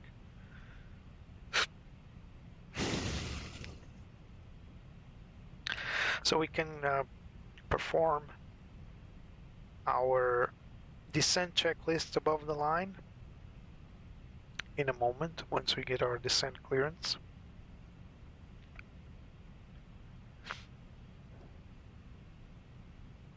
We are 2 hours and 36 minutes out of the gate and 2 hours and 17 minutes flying time. We are expected to arrive at 12:44 according to your data up there. Remember, it's Zulu time, so we're expected to land in 44 minutes, give or take. We do have a crosswind. We used to have a tailwind up until this area, this moment. So that was helping us getting a little boost. Not anymore. So guys, again, if you want to help me, on your upper right screen, there's a Buy Me a Coffee link. There's also a link in the description in this video. There's also a link in the chat for those live. If you want to help me, just get on there, buy me a coffee. Whatever value you decide, it's absolutely welcome. Every piece of money that comes in is being reinvested in more add-ons, more sceneries, more airplanes. I got 3 more planes coming up to my fleet. One's already arrived. I'm testing it. 2 more are incoming. And I will probably purchase the 340 just because I love the plane. 340 from Inibuilds. I got a love-hate relationship with Inibuilds because I believe they struggle a lot with visuals, and that's important, but I would much rather have a fleshed out plane like the A350 right off the bat than having like tire wear and tear and stuff like that. It's cool to have it. It makes things interesting, but you know, systems are to me much more important than looks. But I respect their line of duty, their line of building stuff. I would probably bet on that too, but I would certainly prioritize things differently. It's my humble opinion. I'm not an expert. I don't build these add-ons.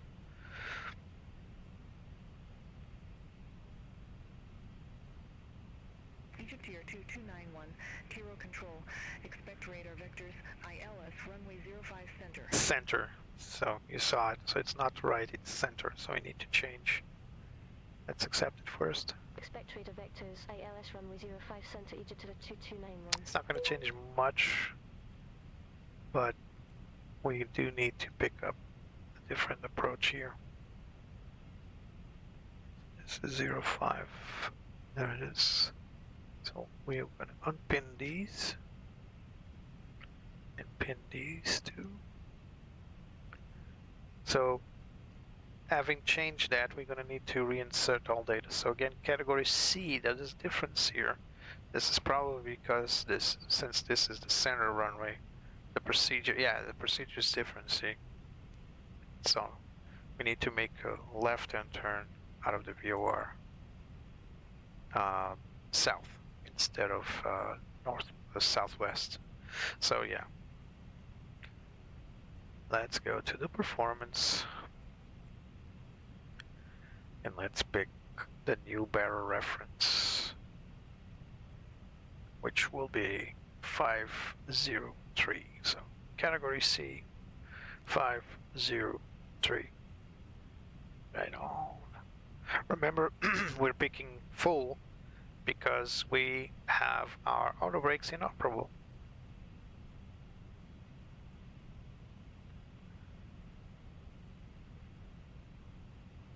We are waiting for the descent clearance closer to our top of descent. We can start descending at any moment, of course, but let's give it a little more. Insert cruise. So again, let's go for our descent checklist. Landing performance has been reviewed. TCAS to below, although this is quite irrelevant, but let's I think this is incorrect in my checklist. 2291, radar vectors, ILS runway 05 center. Report ready for descent. Alright, we'll call you. Acknowledge. Radar vectors, ILS runway 05 Nav aids have center, been call reviewed. ready, NTI is engine not to the required. 2291. EFIS ND to constrained. It's already on constrained. Seatbelt signs. Let's get our passengers back to their seats here. Barrow, and that's above the line. Descent checklist above the line complete. All right, we're ready to go. Ladies and gentlemen, due to turbulence, would you please return to your seat and fasten your seatbelt? Actually, no, that's not due to turbulence. Beverages will not be served while the seatbelt sign Egypt to the 2291, ready for descent. All right. until the captain switches off. Egypt here, 2291, Cairo Airport landing runway 05 center. Cairo Airport, landing runway 05 center, Egypt to the 2291. I'm ready for descent. Egypt here, 2291, descend to flight level 320. Descend to flight level 320, Egypt to the 2291. So we're descending to flight level 320. That's not much. We will shortly be landing. Please ensure your cabin bag is safely stowed with your laptop inside. Your tray table must be stowed, armrest down, and window blinds open. You now need to be seated with your seatbelt fastened, ready for landing. Please help us by handing in any rubbish, newspapers, So our magazines that you do not want. QNH should be 1015. We'll wait for confirmation.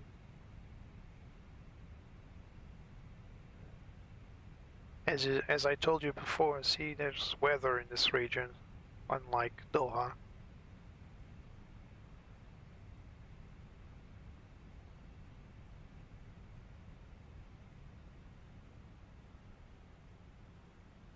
This is the Flight Sim Labs A321NEO, one of the best planes out there.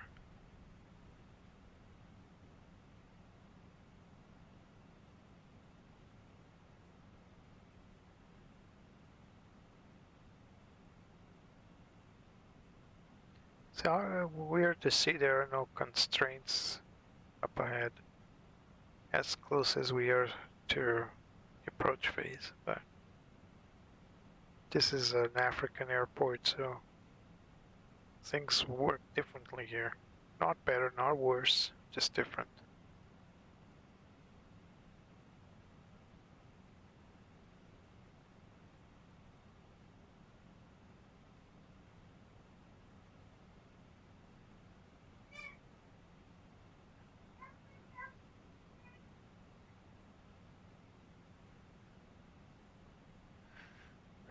So this is the other waypoint I wanted to fly before Sisik.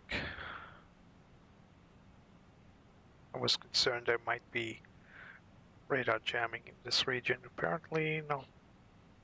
Not yet, at least.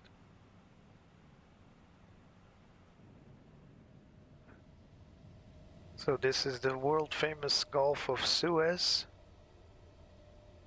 Egypt here, 2291, descend to flight level 180. It's Descend to flight level 180, Egypt to the 2291. 180.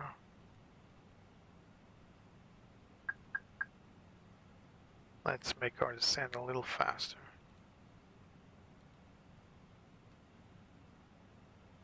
Let's go in an open descent here.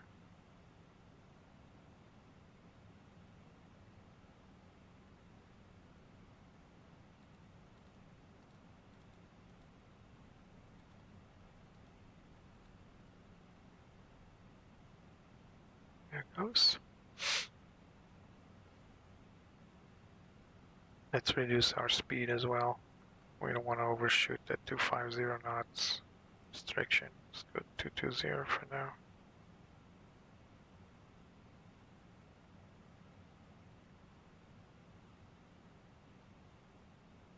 So, deploy our speed brakes.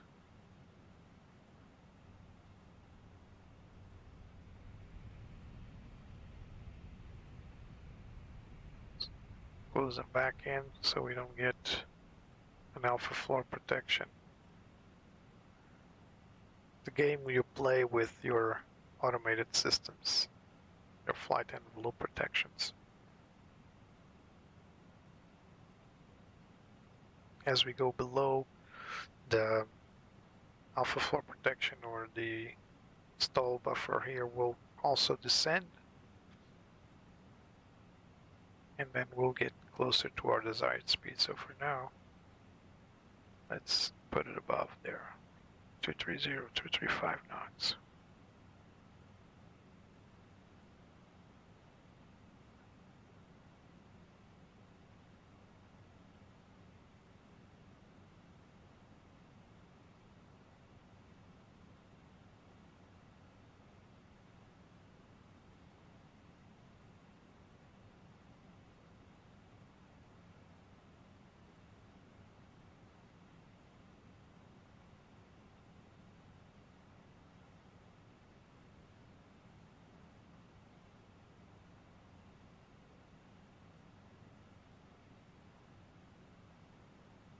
Just confirm if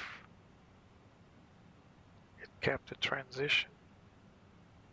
No, didn't keep the transitions. We need to add the transition there. It's going to be CV01 apparently. CV01. Which one is 1 and 2? Doesn't distinguish it, does it? Let's go for CV01. Not entirely sure. Which one is it? Can take a look at our plan here. Yeah, that's the one, CV01. Cool. Alright. So we're going to go to that VOR, then turn right. It's going to be a very tight turn, but it is what it is. I was talking about the Gulf of Suez that we passed. That's the Gulf of Suez right there. It connects the Mediterranean Sea to the Red Sea. So basically it's like a man-made connection. Semi-man-made, because I believe there was already a small river there, but man just made it wider. There's some gates there as well to change the elevation between both seas.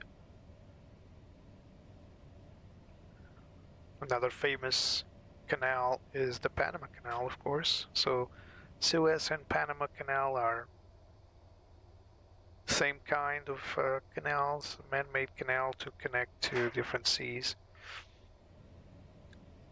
One is located here in Egypt, the other one is, of course, in Panama, South Central America.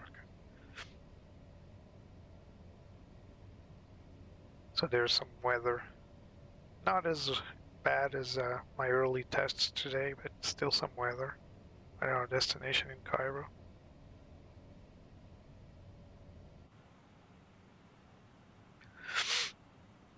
We're making a smooth descent. Now we're gonna decel a little bit after 10,000 feet.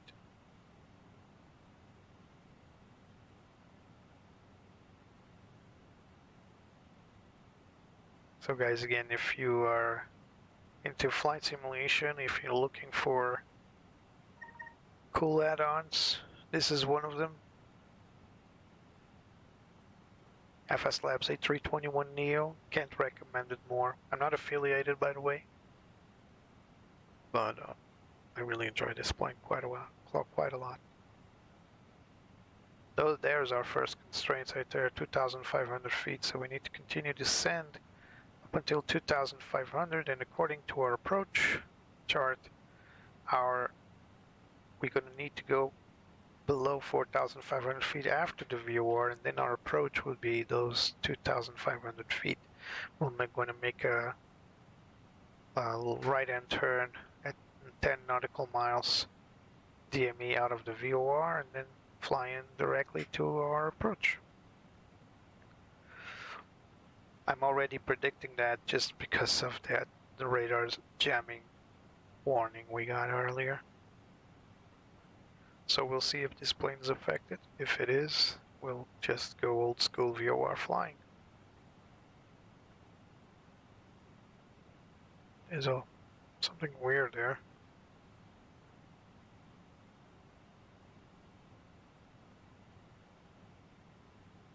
Not sure what that is.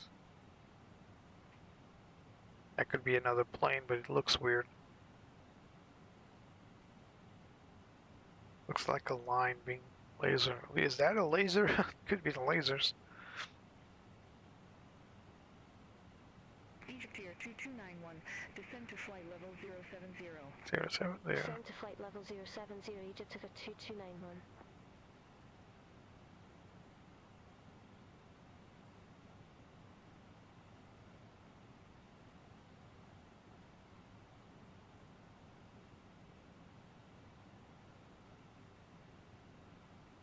Still following our flight plan here. After a moment, they will probably be given radar vectors. We'll see. If that's the case, then we can ignore the CVO1 transition and go directly to our final approach fix, probably CF05 Charlie. We'll see.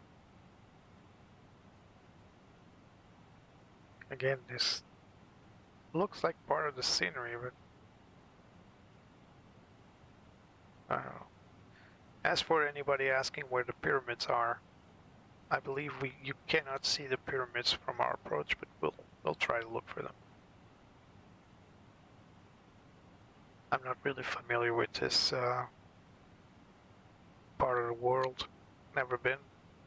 Honestly, I'm not really interested in going. I mean, I would love to see the pyramids, at you know, personally, but I've heard that tourism in Egypt is very rough,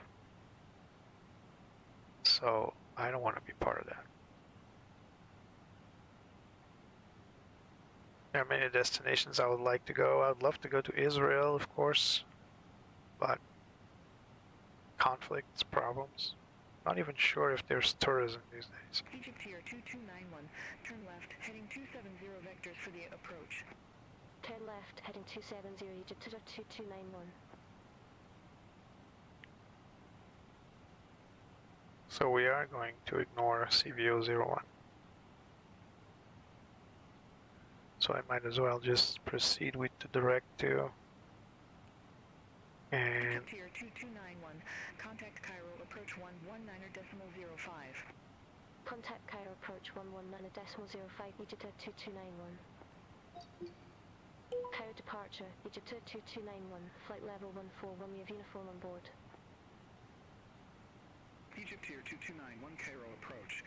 QNH 1015, expect radar vectors for ILS runway 05 center. QNH 1015, expect radar vectors for ILS runway 05 center, Egypt to 2291. here we go. Egypt here, 2291, descend to 5,000 feet, QNH 1015. Descend to 5,000 feet, QNH 1015, Egypt to 2291. So now let's help the plane brake with our speed brakes out.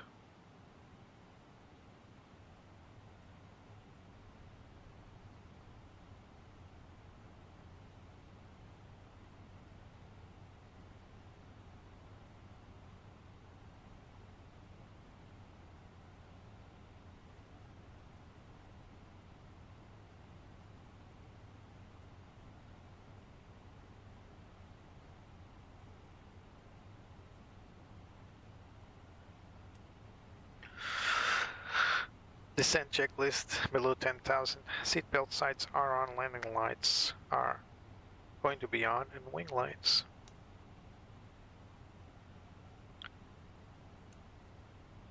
Descent checklist below the line complete.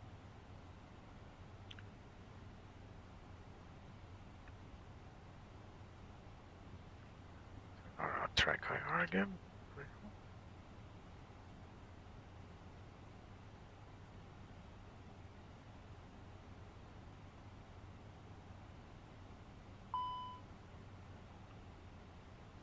Alright, here we go. We got some jamming going on. So we got ADSB to RPTG to fault. Yep, we're going to have some issues now. Fortunately, we are going to require only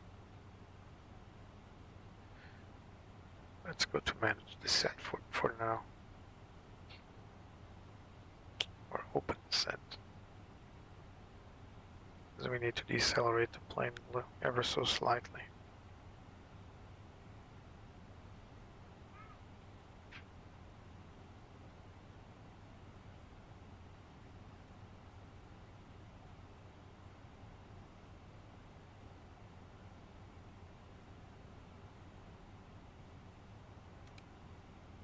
Yeah, this is 2291, descend to 4,000 feet. Descend to 4,000 feet, Egyptier 2291. This is the telltale sign that we got. Egyptier 2291, turn left, heading 235. Turn left, heading 235, Egyptier 2291. This is a telltale sign we got radar jamming going on. So our ADSB currently is affected, but not really an issue for now. Egyptier 2291, descend to 3,000 feet. Calm down. Descend to 3,000 feet, Egyptier 2291.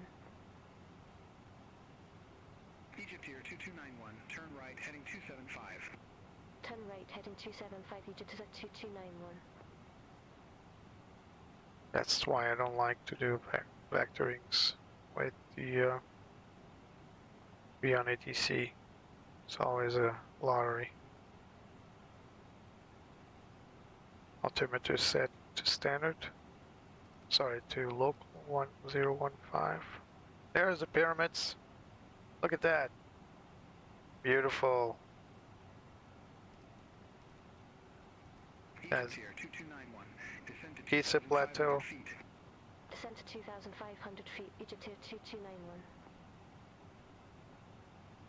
Egyptier 2291, 4 miles from CF05C, turn right, heading 025, maintain 2,500 feet until established on the final approach course, cleared ILS runway 05 center. Turn right, heading 025, 2,500 feet until established, cleared ILS runway 05 center, Egyptier 2291. All aircraft be advised, information Victor now current, QNH 1015.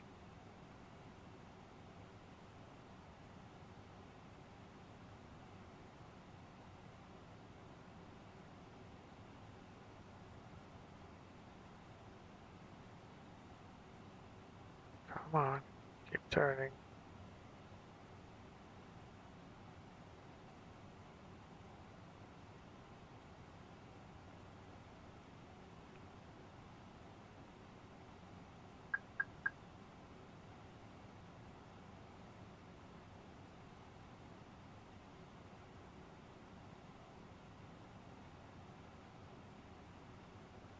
Ah, that's why. It's like a visual reference of some sort.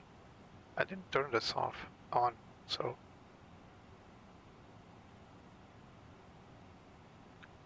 Alright, let's keep on turning.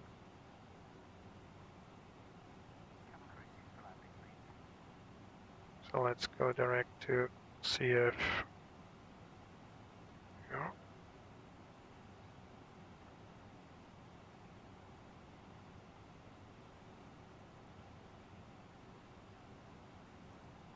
Keep on descending, allowing the plane now to line up with the runway 05 center. And as soon as we are established, we will proceed with 2,500. 2,500 check.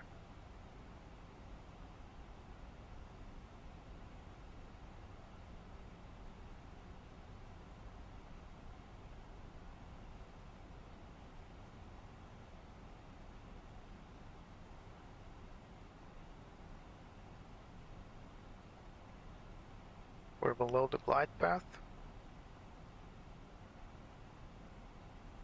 We're turning in for final.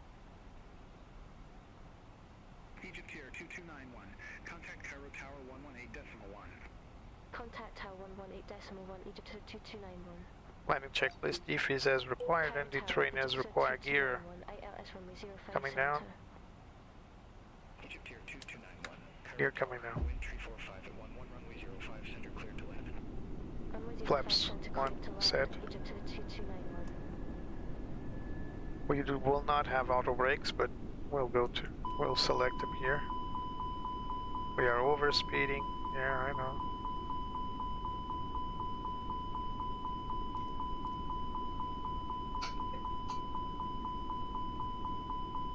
There we go. My bad. Oops.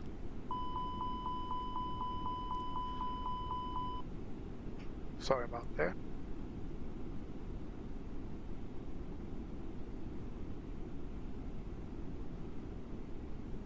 Auto brake, autopilot off.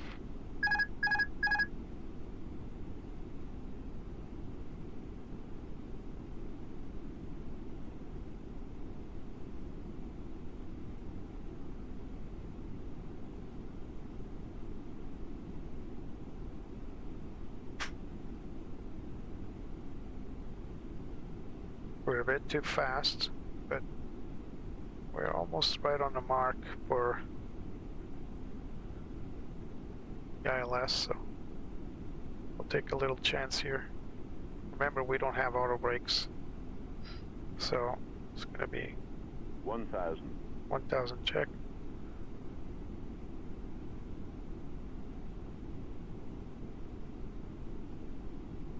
Approach mode is not engaged for some reason. There it is. Speed check, flaps 2.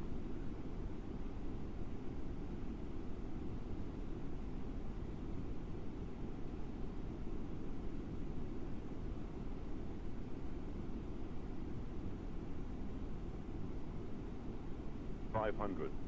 500 check. 400. Check. 300. Too low, terrain. Too low, flaps. Too low, flaps. Flaps full. Too low, flaps. Stand by. Flaps are coming down. Whoa, whoa, whoa.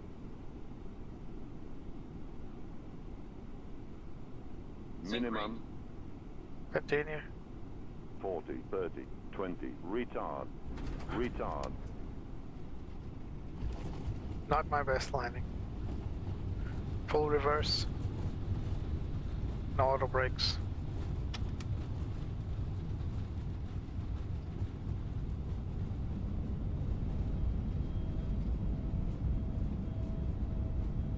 Auto brake off. Auto brake off. Exit left at Tango 4, Egypt Air 2291. Tango 4. Need to search for that.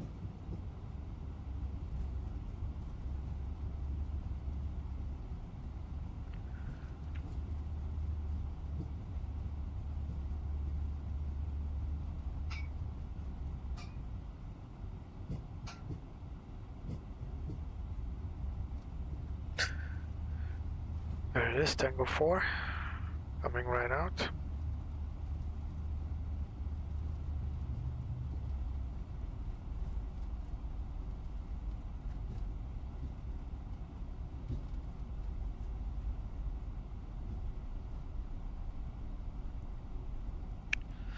After landing checklist, landing lights off, taxi light on. Contact ground 120.4. Ground 120.4, Egypt Air 2291. Flaps are up. Now let's request taxi to this side. 2291, request taxi to same gate. Egypt here, 2291. Gate Golf 9er taxi via Tango Sierra. Gate Golf 9er via Tango Sierra. Flaps are up, spoilers retract and disarmed. Weather radar off. Predictive weather wind shear off. TCAS. Let's leave it on for now. Terrain to off, not required. APU. 1, 2, 3. Turn on. Wing NTI is not required. Engine NTI is not required. APU bleed on when available. And rolling on to stand. Alright, let's go. So we need to go through Tango and Sierra.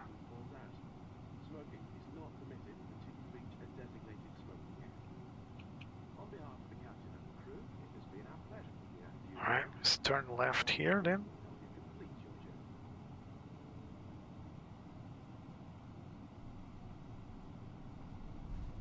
Welcome to Egypt.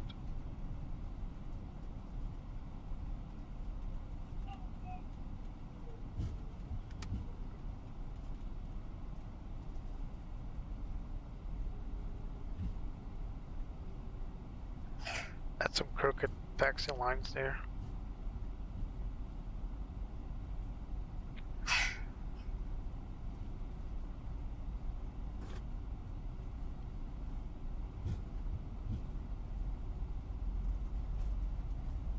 APU is available.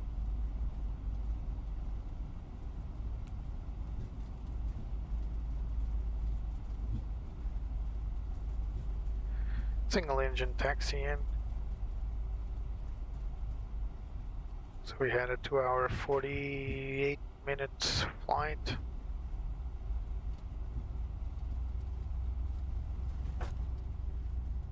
Single engine taxi in procedures. Continuing FTF to landing checklist. Rolling onto stand, so I'm only above the line.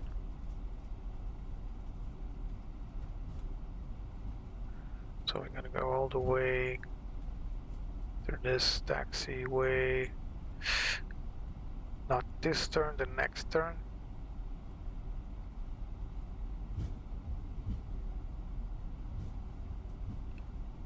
A lot of oh, there's another Egypt Air right there. A lot of different airlines fly to Cairo these days. Saudia, Vueling. We're gonna have a lot of options to get out of Cairo.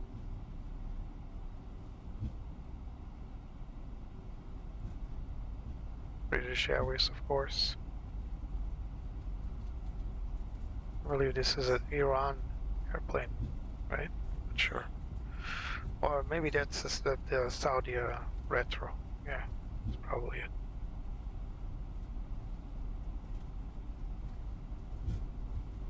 Alright, turning in here.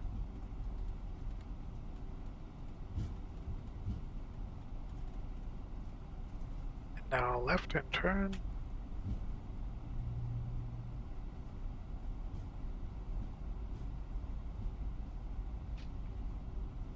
Making these turns awfully fast.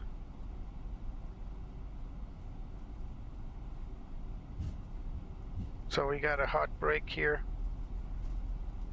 We don't have, unfortunately, we do not have, so it's the final stand on my right side, so it's going to be a tricky one to turn in. It's right here. I'm following the Beyond ATC chart to help me guide myself in. This is a very remote stand. There's a Egypt Air A330 right there.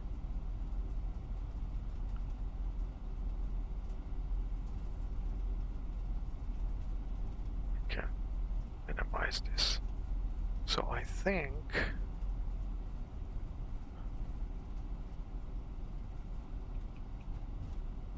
yeah, now going forward here, and then right, and then all the way to the bottom of this taxiway on my right. That's my stand.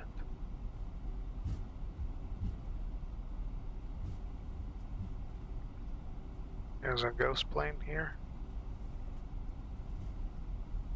Another Egypt Air Airbuses.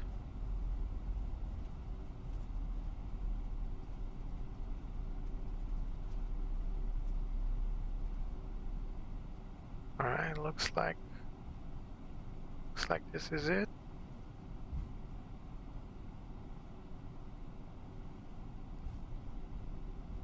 Other Neos apparently.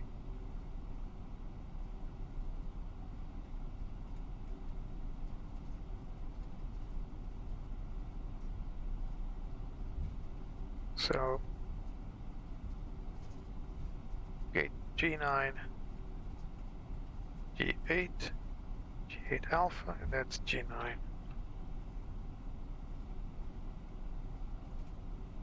Alright, here we go. Let's turn in.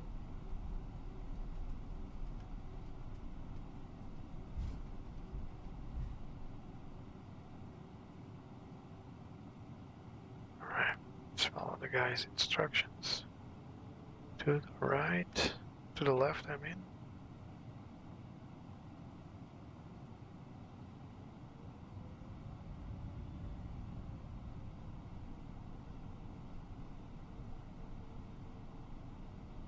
Now to the left. More to the left. A little bit to the right now.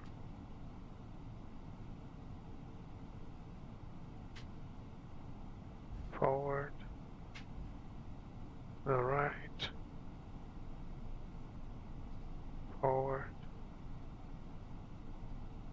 Forward.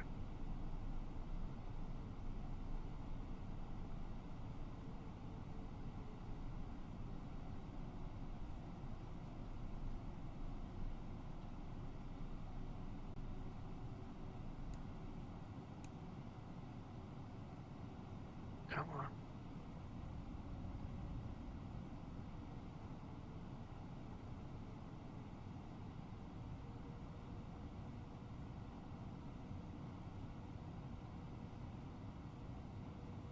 There we go.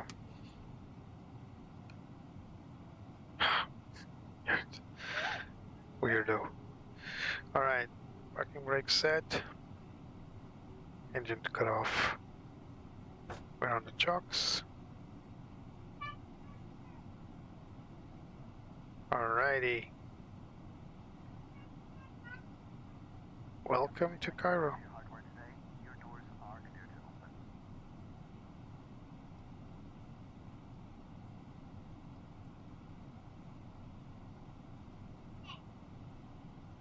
Beacon up.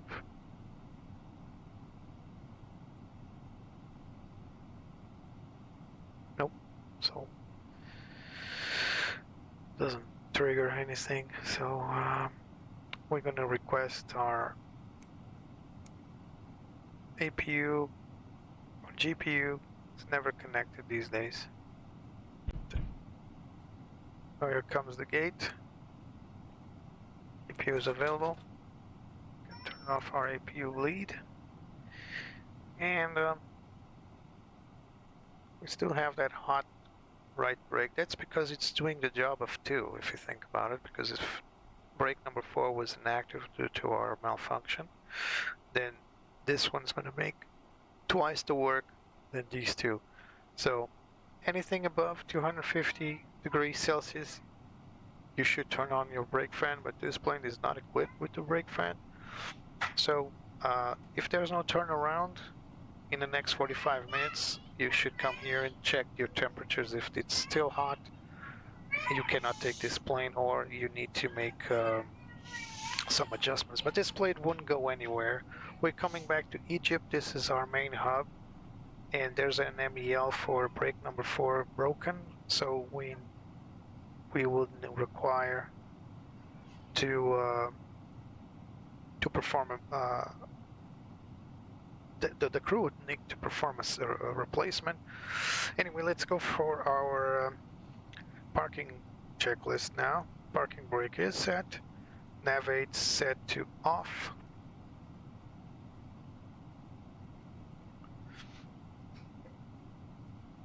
Everything is off now. FC reset, it's already been reset. Flight directors to off, they're both off. And the arc 10 nautical miles, it's set.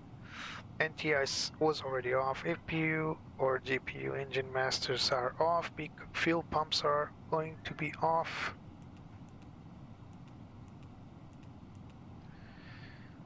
Beacon is off. Seatbelt signs to off mode. External power is already on. Transponder to off. Or standby in this case. And cockpit door is unlocked and open. $1 million question. Do we have passengers? We do. Why aren't they deboarding?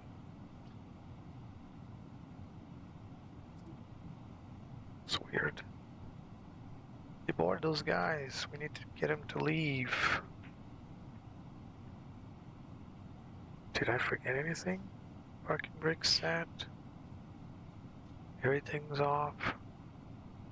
What did I find? I didn't forget anything, so let's just press the boarding, I suppose. The boarding requested.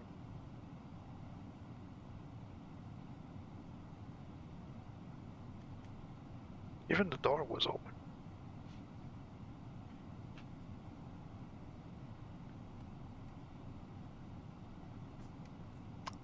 People just don't want to leave, I suppose. Here comes our... Passengers to boarding stop. Ah, there you go. Well, there comes our little man at work. So there it is, guys. Welcome to Egypt. Welcome to Cairo International Airport. It's been a blast. The flight was not as eventful as I thought it would be with that GPS jamming. We did have an ADS-B warning. That was part of the GPS jamming issues we can get. We can also get like altitude, ground proximity warning system alerts, all sorts of things going wrong. But no, we didn't have any of those problems. Yeah, it was beautiful. Hello, Mirsha. Yeah, beautiful. See the pyramids? Beautiful, right? So parking brake is on. ADR is set to. Let's keep them on. We're not gonna go anywhere anyway. APU bleed to off. It's already off. Dome light as required, not required. Display brightness not required. Integrated in floodlights. Let's leave it off. APU master is off. Emergency exit lights to off. Seatbelt signs off. No smoking. Portable devices off. Exterior lights are all off except for the wing. Let's turn it off now. Cruise supply to off. Ground control to auto. Dome light off. Batteries 1 and 2 to off. Alright. Again, welcome to Cairo. It's been wonderful flying with you guys. Thank you, Mirsha, for your kind words. Thanks for everybody in the chat. So thank you. Let's see if I can get everybody. So let's chainsaw rocks. Andrew, Lisbon Airport spotting. Sorry, Flip. I called you Jose for some reason. Thank you, Gogo Bobo. Thank you, Mirsha. And that's it. Guys, welcome to Cairo once more. Thank you so much for being here with me. Thank you so much for your likes, your subscriptions. I'm now at above 200 subscriptions, so really quite the amazing landmark I got here. This was a flight out of Doha, Qatar to Egypt, Cairo. The next flight will be out of Cairo, of course. We'll need to figure out where we are going next. I'll keep you guys posted in my normal blog. Thank you so much for flying the glide slope. And as always, the glide slope will lead you to a perfect landing every time. Well, mine wasn't that perfect, but the glide slope really was doing its job. I was a bit over speed, so that forced me to commit some errors there. But you know, it's the point of... it's the problem of not having a co-pilot with you to warn you about stuff and to help you do stuff. So, guys, remember to leave a like, subscribe, share this with your friends if you like what you see, and come back next time. I'll certainly be flying from yet another interesting airport to another interesting airport, flying very interesting aircraft. Hopefully in the next flight I'll already have my next brand new airplane to fly with. I'm still training on it to figure out the perks and features. I'm pretty confident. I'm almost at the point that I can show it to you. This will be more of a review because it will be the first time I'm flying that particular airplane, but don't expect like an in-depth review just yet. As for the other two planes, well, you need to stay tuned. Andrew, I'm sure you're going to like it. One of those planes, you're going to love it. The other one is also a classic, also a great plane, but I think you're going to enjoy one of the other two planes other than the third one I said was already landed. So stay tuned, guys. And of course, you can, if you want to help the channel, buy me a coffee. There's a QR code on your upper right screen, or on the description of this video there's a link, as well as in this chat, in the videos chat. So guys, thank you so much, have a nice day, and come back next time. Bye bye.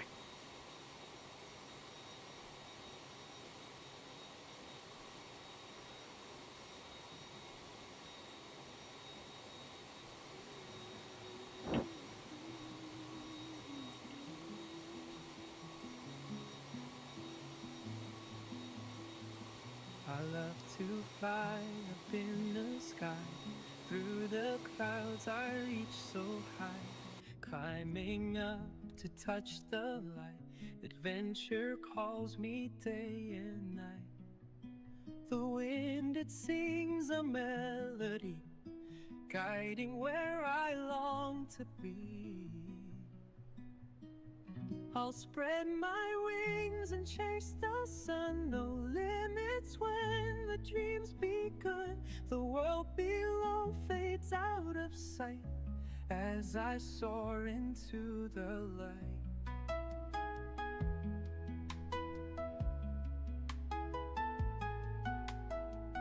The stars above begin to shine, painting trails so bright and fine.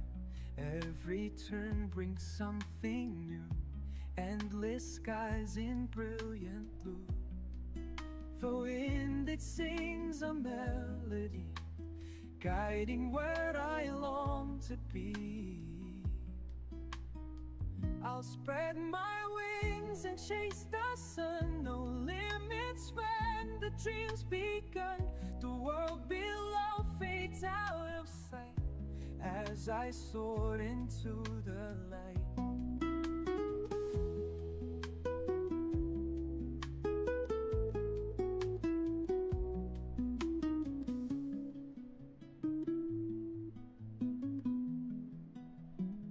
I'll spread my wings and chase the sun. No limits when the drum's begun. The world below fades out of sight as I soared into the light.